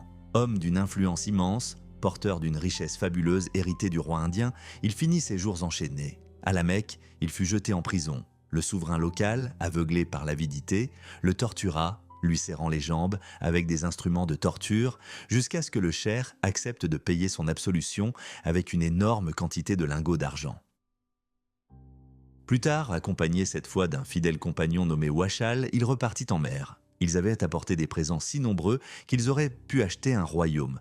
Des vêtements de la plus rare soie bleue, si richement brodés d'or et de pierres précieuses que le tissu lui-même était invisible sous les paillettes. Mais au large de Socotra, ils furent attaqués par des pirates. Un combat féroce s'ensuivit. Wachal, archer habile, abattit ses ennemis un à un, ses flèches trouvant des failles dans leurs armures jusqu'à ce qu'une lourde lance lui transperce le cœur. Les pirates prirent tout l'or jusqu'au moindre caillou, mais, fidèles à leur étrange code d'honneur, ils laissèrent les navires et les provisions intactes. Ils abandonnèrent les survivants à la dérive livrés à leur sort. Au XIVe siècle, les voyages en mer étaient un véritable jeu de roulette russe avec la mort. Lorsqu'Ibn Battuta embarqua enfin à Djeddah, les épreuves s'enchaînèrent. Un des notables locaux, par simple amusement et pour affirmer son pouvoir, confisqua un sac de farine à des marchands. Ces derniers accoururent en larmes vers notre héros, car la farine recelait 10 000 dirhams d'argent, toute leur fortune amassée au fil d'années de dur labeur. Ce n'est que grâce au talent diplomatique et à l'autorité d'Ibn Battuta, déjà reconnu comme un grand juriste, que l'argent fut récupéré. Mais avant qu'ils ne puissent se réjouir, une tempête se leva. Des vagues hautes comme des maisons léchèrent le pont. Et les hommes, au comble du désespoir, récitèrent leur dernière prière. Le vent, comme jouant avec des coquilles d'œufs, les déposa sur les rivages de la région de Ras Dawaïr. Là, au milieu de baies désertes, ils rencontrèrent des nomades sauvages. Ces gens vivaient dans une telle abondance de poissons et d'œufs d'autruche qu'ils ne chassaient même pas les gazelles. Les animaux sauvages, n'ayant aucune crainte des humains, les suivaient comme des chiens domestiques. Le voyage se poursuivit ensuite vers le sud, jusqu'au rivage de l'Afrique mystérieuse. La ville de Zeila accueillit les voyageurs non par des édifices majestueux, mais par une puanteur insoutenable et suffocante. C'était peut-être l'endroit le plus immonde et le plus répugnant du monde connu. Le sang de milliers de chameaux abattus coulait directement dans les ruelles étroites, où il se mêlait à des montagnes de poissons en décomposition sous un soleil de plomb. L'odeur était si forte qu'on aurait presque pu la toucher. L'équipage d'Ibn Battuta préféra passer la nuit à bord du navire plutôt que de respirer cet air toxique. Après 15 jours de voyage, Mogadiscio s'ouvrit à eux, une ville d'une richesse incroyable et aux traditions étonnantes. Une coutume d'hospitalité unique y régnait. Dès qu'un navire jetait l'ancre, il était encerclé par des dizaines de barques remplies de jeunes gens du coin. Chacun portait un plateau de mets exquis et s'écriait « Voici mon invité ». Le marchand devenait l'invité de celui dont il goûtait la nourriture en premier. Dès lors, l'habitant était entièrement responsable de la sécurité de son hôte, de son hébergement et de la réussite de son commerce. Ibn Battuta, juge et juriste respecté, fut reçu par le sultan en personne connu localement sous le nom de Cher. La cuisine locale aurait ravi ou horrifié un visiteur moderne. Du riz baignant dans une huile d'une pureté exceptionnelle était servi avec un condiment épicé composé de poulet, de viande et de poisson. On y ajoutait des bananes vertes bouillies dans du lait, des citrons acides marinés dans du vinaigre, des piments forts, du gingembre et de la mangue juteuse. Les habitants de Mogadiscio étaient des personnes corpulentes et imposantes, dotées d'un appétit vorace. Un seul habitant pouvait manger autant au déjeuner qu'un groupe entier de touristes arabes. La vie du sultan se déroulait dans un faste incroyable, presque féerique. Le vendredi, à sa sortie de la mosquée, 4 immenses dais de soie, surmontés chacun d'un oiseau d'or, étaient portés au-dessus de sa tête. Des musiciens sonnèrent du cor et battèrent des tambours, et la foule saluait le souverain, touchant le sol et sa tête du bout des doigts en signe de profond respect. C'était un monde où la stricte loi islamique s'entremêlait intimement aux traditions africaines ancestrales, donnant naissance à une civilisation sans pareille. Le voyage se poursuivit le long de la côte du Zanj. L'île de Mombasa émerveilla les voyageurs par l'abondance de ses fruits exotiques et ses mosquées en bois magistralement construites, chacune dotée d'un puits d'eau fraîche pour les ablutions à son entrée. Mais le joyau de la côte était Kilwa. Entièrement bâtie en bois, la ville était considérée comme l'une des plus belles et des plus harmonieuses au monde. Le sultan local, Abu al-Mawahib, dont le nom signifie « père des dons », était un homme d'une générosité légendaire. Il consacrait 1/5 de son butin militaire à la charité, convaincu que sa richesse lui avait été donnée uniquement pour être partagée avec les nécessiteux. C'est là, parmi des guerriers noirs, au visage finement tatoué, et des marchands vendant de la poussière d'or venus de contrées lointaines du sud, qu'Ibn Battuta prit enfin conscience de l'immensité de ce monde. Un monde dur, souvent sanglant et injuste, mais d'une infinie majesté dans sa diversité. Un jour, alors que le sultan de Kilwa revenait de la prière, un pauvre homme venu du lointain Yémen lui barra le chemin. Il cria son nom, exigeant son attention. Le sultan, malgré sa suite et sa majesté, s'arrêta humblement. Le pauvre homme réclama ses vêtements directement des épaules du sultan. Sans hésiter une seconde, le sultan entra dans la maison la plus proche, se changea et offrit ses somptueux habits au mendiant. Ce geste choqua tellement le peuple que l'héritier du sultan racheta les vêtements aux mendiants pour 10 esclaves. Lorsque le souverain l'apprit, il ne se mit pas en colère, mais ajouta à la récompense 10 esclaves et 2 énormes charges d'ivoire, plus précieux que l'or dans ces contrées. L'histoire de ce grand voyage ne faisait que commencer. Des décennies de périples, des milliers de rencontres et des centaines de dangers l'attendaient, qui allait transformer un jeune homme simple de Tanger en un homme dont le regard embrassait toute l'œcuménique de son temps. Et chaque pas sur ces terres prouvait que le monde est bien plus complexe qu'il n'y paraît depuis la fenêtre d'un foyer confortable et que la véritable grandeur d'âme se révèle là où la vie ne tient qu'à un fil. Les gestes fastueux et les montagnes d'ivoire appartinrent au passé, tandis que le climat politique laissait place à l'atmosphère glaciale d'une ère nouvelle. Daoud, frère du précédent sultan, monta sur le trône, inaugurant une époque où l'or se comptait au compte-gouttes. Daoud était un homme d'une toute autre nature, froid, calculateur et d'une avarice effrayante. Tandis que son prédécesseur distribuait les richesses avec parcimonie, le nouveau souverain répondait à chaque demande d'aide par la même phrase cinglante qui se répandit rapidement sur les marchés et les places : « Celui qui donnait est mort sans rien laisser ». Ces mots devinrent l'épitaphe de la splendeur passée. La ville, habituée à la magnificence et à la générosité, commença lentement à sombrer dans l'oubli.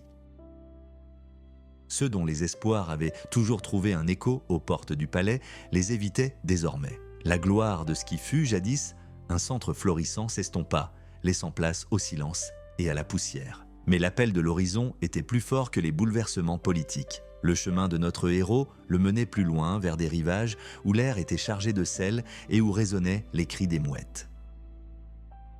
Dans le port de Djeddah, au milieu du tumulte des dockers et du craquement des mâts, il devait embarquer sur un navire à destination de l'Inde. Tout était prêt, les ballots étaient d'eau chargée, la voile hissée, l'équipage n'attendait plus qu'un signal. Mais à cet instant précis, un événement étrange se produisit. En contemplant le navire, appartenant à un certain Abdullah al-Tunisi, le voyageur sentit un frisson lui parcourir l'échine. Ce n'était ni la peur des tempêtes ni celle des pirates, c'était une répulsion profonde, viscérale. Quelque chose dans les contours du navire, dans la façon dont il tanguait sur l'eau, semblait anormal, La voix intérieure qui l'avait sauvé plus d'une fois dans des ruelles sombres et des passages périlleux hurlait littéralement. N'ose même pas poser le pied sur ce pont. Il resta sur le rivage regardant la voile s'éloigner. Quelques jours plus tard, une terrible nouvelle se répandit dans le port. Ce même navire avait été pris dans une violente tempête en haute mer. Sous la force des éléments, les flancs de bois cédèrent et 70 pèlerins furent engloutis par les flots. Seul l'armateur et une poignée de marchands parvinrent à s'échapper dans une frêle embarcation, abandonnant tous leurs biens et la vie de leurs compagnons au fond de l'océan. Ce fut le premier d'une longue série de sauvetages miraculeux qui persuadèrent les témoins que le destin lui-même protégeait cet homme. Mais devant eux se dressait un ennemi bien plus impitoyable que les vagues de l'océan, le grand désert. C'était un lieu où le temps semblait suspendu et où la frontière entre la vie et la mort s'estompait sous un soleil de plomb.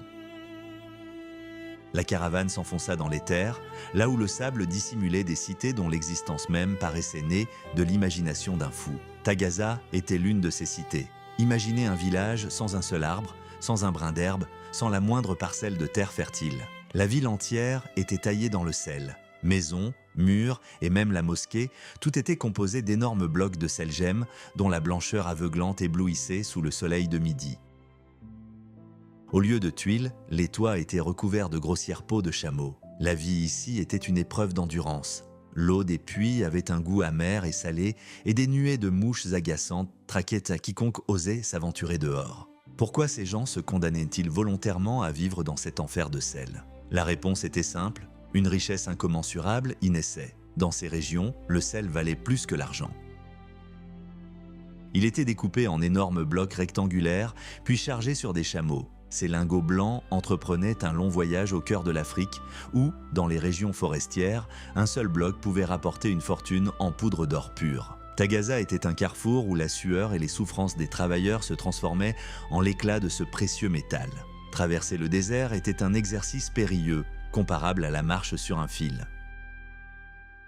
Pour éviter de se perdre dans les dunes infinies, les caravanes engageaient un takshif, un messager spécial de la tribu Massoufa. Ces hommes, dotés de sens aiguisés, appartenaient à une race particulière. Le rôle du takshif était de se détacher de la caravane et d'atteindre l'oasis la plus proche quelques jours avant son arrivée. Là, il avertissait les habitants afin qu'ils accueillent les voyageurs avec des provisions d'eau. C'était une course contre la mort. Si le messager il ne pouvait.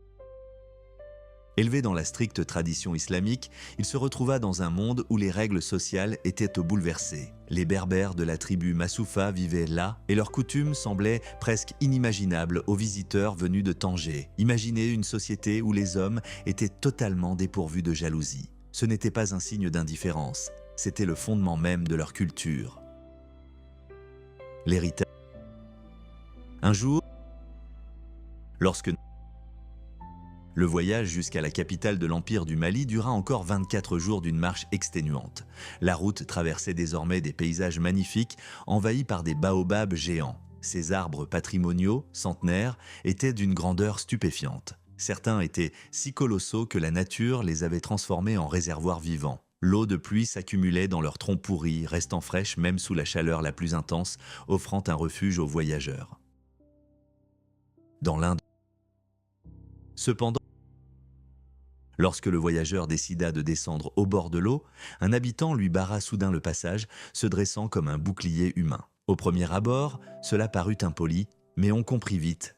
L'homme risquait sa vie, sachant que des prédateurs rôdaient dans les eaux troubles, prêts à frapper à la vitesse de l'éclair. La capitale du Mali n'était qu'à 16 kilomètres. Mais les règles pour pénétrer au cœur de l'Empire étaient strictes. Nul, mendiant ou riche marchand, n'était autorisé à franchir les limites de la ville sans autorisation spéciale. Un monde d'or, de rituels étranges et de grands fleuves commençait à peine à se dévoiler. Le voyageur ignorait encore que derrière les apparences et l'hospitalité se cachaient des pièges mortels, et que l'hospitalité des habitants pouvait avoir une saveur bien particulière, parfois même dangereuse. À peine eut-il traversé le fleuve en bac et se retrouva-t-il au cœur même de l'Empire qu'un premier choc l'attendait. Et ce n'était pas l'or qu'il s'attendait à trouver en abondance. La première chose qui frappa le visiteur fut le raffinement de l'élite locale. Accueilli par des nobles, il reçut une demeure spacieuse et fut littéralement comblé de présents. Vaches, taureaux gras et d'énormes sacs de fonio, la céréale locale, furent apportés dans sa cour. Il semblait qu'après les rigueurs du désert, une période de prospérité absolue s'était enfin instaurée. Mais 10 jours seulement après son arrivée, le drame survint, manquant de lui coûter la vie. Pour le déjeuner, on servit de l'assida, un ragoût local épais, apprécié de tous au Mali, des esclaves aux ministres. 6 personnes étaient attablées, partageant un repas dans une ambiance conviviale. Mais le lendemain matin, le cauchemar s'empara des convives. On retrouva l'un d'eux, mort, dans son lit. Les autres, dont notre héros, se tordèrent de douleur. Le vagabond avait perdu connaissance pendant la prière du matin et s'était effondré sur le tapis. Il ne dut son salut qu'à un miracle et à l'intervention de guérisseurs locaux qui lui administrèrent une potion au goût abominable à base de racines de plantes et d'anis. Pendant 2 longs mois, il resta entre la vie et la mort jusqu'à ce que cette mystérieuse maladie, causée soit par un champignon local, soit par la malice d'un individu, disparaisse enfin. Mais la véritable épreuve de son courage commença lorsque vint le moment de sa présentation officielle au souverain. Le sultan Soliman est entré dans l'histoire comme l'un des monarques les plus avares de son temps.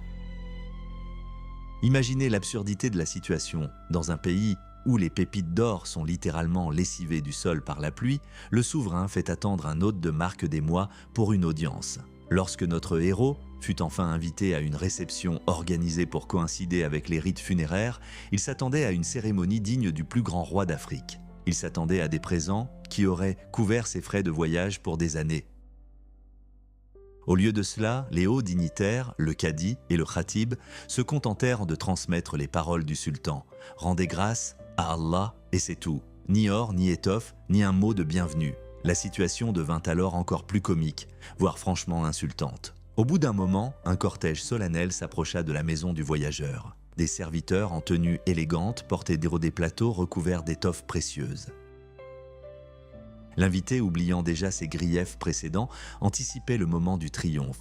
Il courut à leur rencontre, certain de recevoir bientôt des bourses d'or ou au moins des robes de soie. Et que vit-il lorsque l'étoffe fut soulevée ? 3 miches de pain ronde, un morceau de rôti de bœuf et une calebasse remplie de lait caillé. C'était un présent personnel de l'homme le plus riche du continent. Le voyageur ne put s'empêcher d'éclater de rire, offensé et déconcerté. Il ne comprenait pas comment de telles choses misérables pouvaient être présentées avec une telle pompe pathétique à un homme qui avait parcouru la moitié du monde. Pour obtenir justice et la reconnaissance de son statut, il dut prendre un risque insensé. Durant le mois sacré du Ramadan, alors que le sultan tenait des audiences publiques, il déclara au monarque en face « J'ai parcouru le monde, j'ai été témoin de la grandeur des rois d'Inde et de Chine, j'ai festoyé aux tables des grands sultans, je suis sur vos terres depuis 4 mois, et durant tout ce temps, vous ne m'avez rien accordé de digne de votre nom. Que dirais-je de vous aux autres souverains à mon retour ?» Cette insolence, qui aurait pu lui coûter la tête, porta ses fruits de manière inattendue. Le sultan, visiblement blessé dans son orgueil, lui accorda une pension convenable et lui envoya plus tard 100 mitkals d'or pur. Mais le plus incroyable dans l'empire du Mali n'était ni son or, ni l'avarice de son souverain, mais ses rituels qui laissaient les Européens et les Arabes de l'époque fascinés. Voyez comment se déroulaient les réceptions dans la capitale. Le sultan disposait d'une tour élevée spéciale, la Kuba. Lorsque le monarque décidait de se présenter au peuple, un cordon de soie, auquel était attaché un foulard, était jeté par la fenêtre de la tour. À cet instant, la ville explosait littéralement dans une cacophonie. Des centaines de tambours battèrent la mesure, des trompettes faites de défense d'éléphants retentissaient.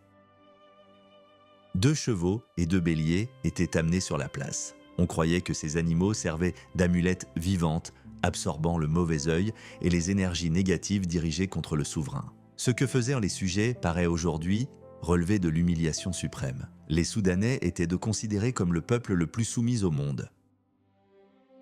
Si le sultan convoquait quelqu'un, ce dernier devait se dévêtir de ses plus beaux vêtements, revêtir des haillons sales et entrer dans la salle, courbé presque jusqu'au sol. Mais cela ne suffisait pas. Si le sultan adressait une parole aimable au sujet ou lui confiait une tâche mineure, celui-ci manifestait sa gratitude en se dépoussiérant. Il ramassait littéralement la poussière du sol et se la frottait sur les cheveux, le visage et le dos, démontrant ainsi qu'il n'était que poussière aux pieds du grand roi. Même les ambassadeurs étrangers, conscients de cette coutume, emportaient avec eux des paniers de poussière propre afin de ne pas enfreindre le protocole ni d'irriter le sultan. Imaginez maintenant une autre scène. Une grande fête, le sultan assis sur un trône d'or, entouré de guerriers aux carquois d'or et aux épées incrustées de pierres précieuses. Soudain, des poètes apparaissent au centre de la place. Mais ils ressemblent moins à de nobles chanteurs qu'à des participants à une étrange mascarade. Ils sont déguisés en grives avec d'énormes becs de bois. Ces gens sautent, grimacent et chantent des chansons satiriques. Mais derrière cette bouffonnerie se cachait un sens plus profond. Dans leurs poèmes, ils rappelaient au sultan les hauts faits de ses ancêtres et l'exhortaient ouvertement à ne pas devenir lui-même un tyran. C'était la seule forme légale de critique dans un empire où la parole du monarque faisait loi. En parlant de tyrannie et d'intrigues de palais, un incident survenu au Mali faillit coûter la vie à la reine. Le sultan Soliman entra dans une colère noire contre son épouse principale, Kasa. Son nom signifiait simplement « reine », et elle exerçait une influence considérable, régnant presque autant que son époux. Pour un motif futile, elle fut emprisonnée dans la demeure d'un émir, et le sultan nomma à sa place une femme du peuple issue de son harem. Le peuple et la noblesse étaient affurieux. Les sœurs du sultan, jouissant d'un rang élevé, refusèrent même de se couvrir la tête de poussière en l'honneur de la nouvelle favorite, un acte de défiance inouïe. Finalement, le secret fut dévoilé. Kasa avait ourdi un véritable complot. Elle avait entretenu une correspondance secrète avec le neveu exilé du sultan, l'incitant à lever une armée et à fomenter un coup d'État. Lorsqu'une servante, sous la torture, révéla les lettres cachées, le sort de la reine fut scellé. Pour implorer le pardon pour leurs proches rebelles, les sœurs du sultan vinrent à lui, entièrement nues. Dans la culture malienne de l'époque, la nudité totale devant le souverain était un symbole d'humilité suprême et une requête qu'on ne pouvait ignorer. Malgré toutes ces bizarreries et ces paradoxes, le Mali était peut-être le pays le plus sûr que notre voyageur ait jamais vu. Le vol y était pratiquement inexistant. Un voyageur pouvait laisser un sac d'or au milieu d'une route très fréquentée et revenir le chercher le lendemain sans que personne ne lui touche. La justice y était dure et inexorable, surtout en matière de religion. Manquer la prière du vendredi était puni sans pitié. Et si un enfant faisait preuve de paresse dans l'étude du Coran, le père ne se contentait pas de le sermonner. De lourdes chaînes de fer étaient emplacées au pied du fils négligent. Le garçon marchait ainsi enchaîné jusqu'à ce qu'il ait mémorisé le livre saint. Il était tout à fait courant de voir de jeunes gens élégamment vêtus, issus de familles riches, faire teinter leurs chaînes en allant à l'école. Voici la touche finale au portrait de cette civilisation étonnante. D'un côté, une religiosité fanatique, une discipline de fer et une crainte révérencieuse de Dieu. De l'autre, une liberté vestimentaire stupéfiante pour l'époque. Les filles du sultan et les jeunes esclaves nobles pouvaient déambuler librement dans la ville et même entrer dans la salle du trône entièrement nues sans la moindre gêne. Pour elles, c'était la condition humaine naturelle, tandis que pour un visiteur venu du Maghreb islamique, cela paraissait d'une barbarie choquante. Le Mali est un monde de contrastes saisissants. Un monde où, derrière les murs dorés des palais, vivaient des gens capables de manger chiens et ânes et pourtant dotés d'un système judiciaire parmi les plus justes de leur temps. Ici, la richesse du voisin n'était pas enviée, et la parole d'un sultan valait plus que sa propre vie, même si ce sultan était l'homme le plus avare du monde. Le voyage à travers ces terres touchait à sa fin et de nombreuses routes l'attendaient encore, mais le goût de cette acida empoisonnée, la blancheur des villes de sel et le scintillement du sable doré entre les mains des princesses nues restaient à jamais gravés dans sa mémoire comme la vision la plus étrange et la plus majestueuse de la vie du grand voyageur. Le monde africain lui dévoilait ses secrets, lui montrant que la grandeur d'un peuple ne se mesure pas seulement à l'or, mais aussi à sa fidélité à ses traditions, aussi incompréhensibles soient-elles pour les étrangers. L'Afrique du XIVe siècle dévoilait ses secrets à contre-cœur, tel un vieux coffre à la serrure rouillée. Quiconque osait tourner la clé se retrouvait dans un espace où les lois de la logique n'avaient de plus cours, où la grandeur se heurtait à une force terrifiante et primordiale. Notre voyage se poursuit là où s'achèvent les frontières du connu, au cœur d'un continent alors aussi aveuglant que le soleil de midi et tout aussi impitoyable. La première étape de cet itinéraire était la ville de Zéla. Si vous vous êtes déjà demandé à quoi pouvait ressembler l'antichambre de l'enfer, la description de cet endroit vous donnera la réponse. Les contemporains la surnommaient la ville la plus immonde et la plus nauséabonde du monde habité. C'était un important centre commercial, mais sa prospérité avait un goût particulier. Les rues étaient littéralement inondées du sang des chameaux, abattus en nombre incroyable et jonchés de carcasses de poissons en décomposition. Sous la chaleur africaine, ce cocktail explosif créait une atmosphère insoutenable. L'air était si lourd et collant que les marchands étrangers, venus y charger leurs marchandises, recouraient à des mesures extrêmes. Malgré l'activité intense du port, ils préféraient passer leur nuit sur le pont ballotté par les vagues en pleine mer. Ils acceptaient le roulis et le risque de tempête plutôt que d'inhaler cette puanteur épaisse qui semblait destinée à imprégner leurs vêtements et leur peau à jamais. Mais c'est précisément par ce seuil immonde que s'ouvraient les portes des fabuleux trésors de la côte Est. Plus au sud, le voyageur découvrait un monde radicalement différent. La ville de Magdachou, que nous connaissons aujourd'hui sous le nom de Mogadiscio. C'était un lieu de géants et d'une richesse incroyable, presque excessive. La première chose qui frappait était la condition physique des habitants. Ils mangeaient tellement que leur corps était d'une corpulence et d'une force impressionnantes. À une époque où la plupart des êtres humains luttaient pour leur survie, une telle corpulence était le signe ultime de la réussite. Mais le système local d'accueil des visiteurs était véritablement unique, une sorte de mafia des hôtes. Dès qu'un navire étranger jetait l'ancre, il était aussitôt encerclé par des dizaines de barques remplies de jeunes hommes. Chacun portait un plat couvert de nourriture. Tous criaient la même phrase « Voici mon hôte !» Derrière cet étrange rituel se cachait un calcul économique rigoureux. En choisissant l'un de ses protecteurs, un marchand devenait de fait son otage en matière commerciale. Il était contraint de résider chez ce protecteur et dès lors, nul en ville n'avait le droit de lui vendre des marchandises à un prix inférieur ou d'acheter ses produits à un prix supérieur sans son consentement. Il s'agissait d'une forme de contrôle total sur le marché, dissimulé sous le couvert de l'hospitalité. Le sultan Magdachou, qui préférait le titre modeste de Cher, cultivait cette image d'abondance. Ses festins étaient des légendaires, d'énormes portions de riz cuit dans du saindoux, un ragoût épais de poulet, de viande et de poisson, accompagné de bananes vertes marinées dans du lait frais et de mangues marinées fumantes. Une magnificence particulière se manifestait lors de la prière du vendredi. Lorsque le sultan sortit de sa résidence, 4 ombrelles de soie furent portées au-dessus de sa tête. Il ne s'agissait pas de simples parasols, à leur sommet trônait un oiseau d'or scintillant sous les rayons du soleil. Le cortège avançait au son des cors et des trompettes, et à ces instants, la ville s'immobilisait. Une règle stricte était en vigueur, pendant que la musique du sultan résonnait, nul n'avait le droit de bouger. Quiconque se trouvait au milieu de la chaussée devait s'immobiliser, telle une statue, en signe de soumission absolue au souverain. En descendant la côte, l'île de Manbassa, l'actuelle Mombasa, apparut. Point de terres arables ni de champs de céréales ici, mais un immense jardin où poussaient oranges et citrons. Les habitants de Manbassa construisaient leurs mosquées en bois avec une telle habileté qu'elles restèrent debout pendant des siècles, insensibles à l'humidité du climat maritime. C'était un monde de contrastes. On y marchait pieds nus, mais les vêtements étaient d'une propreté impeccable, et la dévotion aux préceptes religieux frôlait l'ascétisme.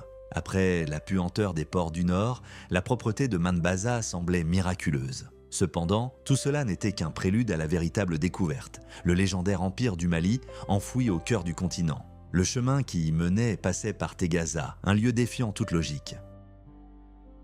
Imaginez une ville entièrement construite de sel. Ce n'est pas une métaphore. Les maisons y étaient le bâti de blocs de sel taillés et les toits recouverts de peaux de chameau. Pas un seul arbre ne poussait à Tegaza et il n'y avait pas une goutte d'eau douce propice à l'agriculture. Seuls des esclaves extrayaient cet or blanc et des marchands, prêts à endurer tous les sacrifices pour le profit, y vivaient. Le sel valait alors plus que la vie humaine. D'énormes blocs étaient transportés au Mali, où un morceau de roche salée était échangé contre un poids équivalent en poudre d'or. Au XIVe siècle, les routes de l'Empire du Mali étaient considérées comme les plus sûres du monde. Cela paraît incroyable pour le Moyen-Âge, mais les voyageurs pouvaient traverser de vastes étendues seuls, sans craindre les brigands. Ils n'avaient pas besoin d'emporter des montagnes de provisions. Un sachet de perles de verre ou quelques clous de girofle suffisaient. Dans chaque village, les femmes sortaient du mil, du lait et des poulets à la vue d'un voyageur. Cependant, une mise en garde étrange était de mise. Il était formellement déconseillé aux étrangers de consommer le riz local. On le croyait pratiquement toxique pour les personnes non habituées et responsable de maladies graves et invalidantes. Au cœur même de cet empire doré régnait Mansa Sulaiman. Malgré sa légendaire avarice, il s'entourait de cérémonies dignes des dieux. Ces audiences ressemblaient à des spectacles de théâtre. Le sultan siégeait dans un pavillon à coupole dont les fenêtres étaient recouvertes des plus fines feuilles d'argent et d'or. Lorsqu'il était prêt à recevoir des pétitionnaires, un fichu rayé était accroché à la fenêtre, signal pour que des centaines d'esclaves, armés d'arcs et de boucliers, prennent position. Dans ce théâtre du pouvoir, la figure centrale était Duga, interprète et héros suprême. Seul dans l'État, il était autorisé à porter des bottes à éperon, privilège qui soulignait son statut particulier.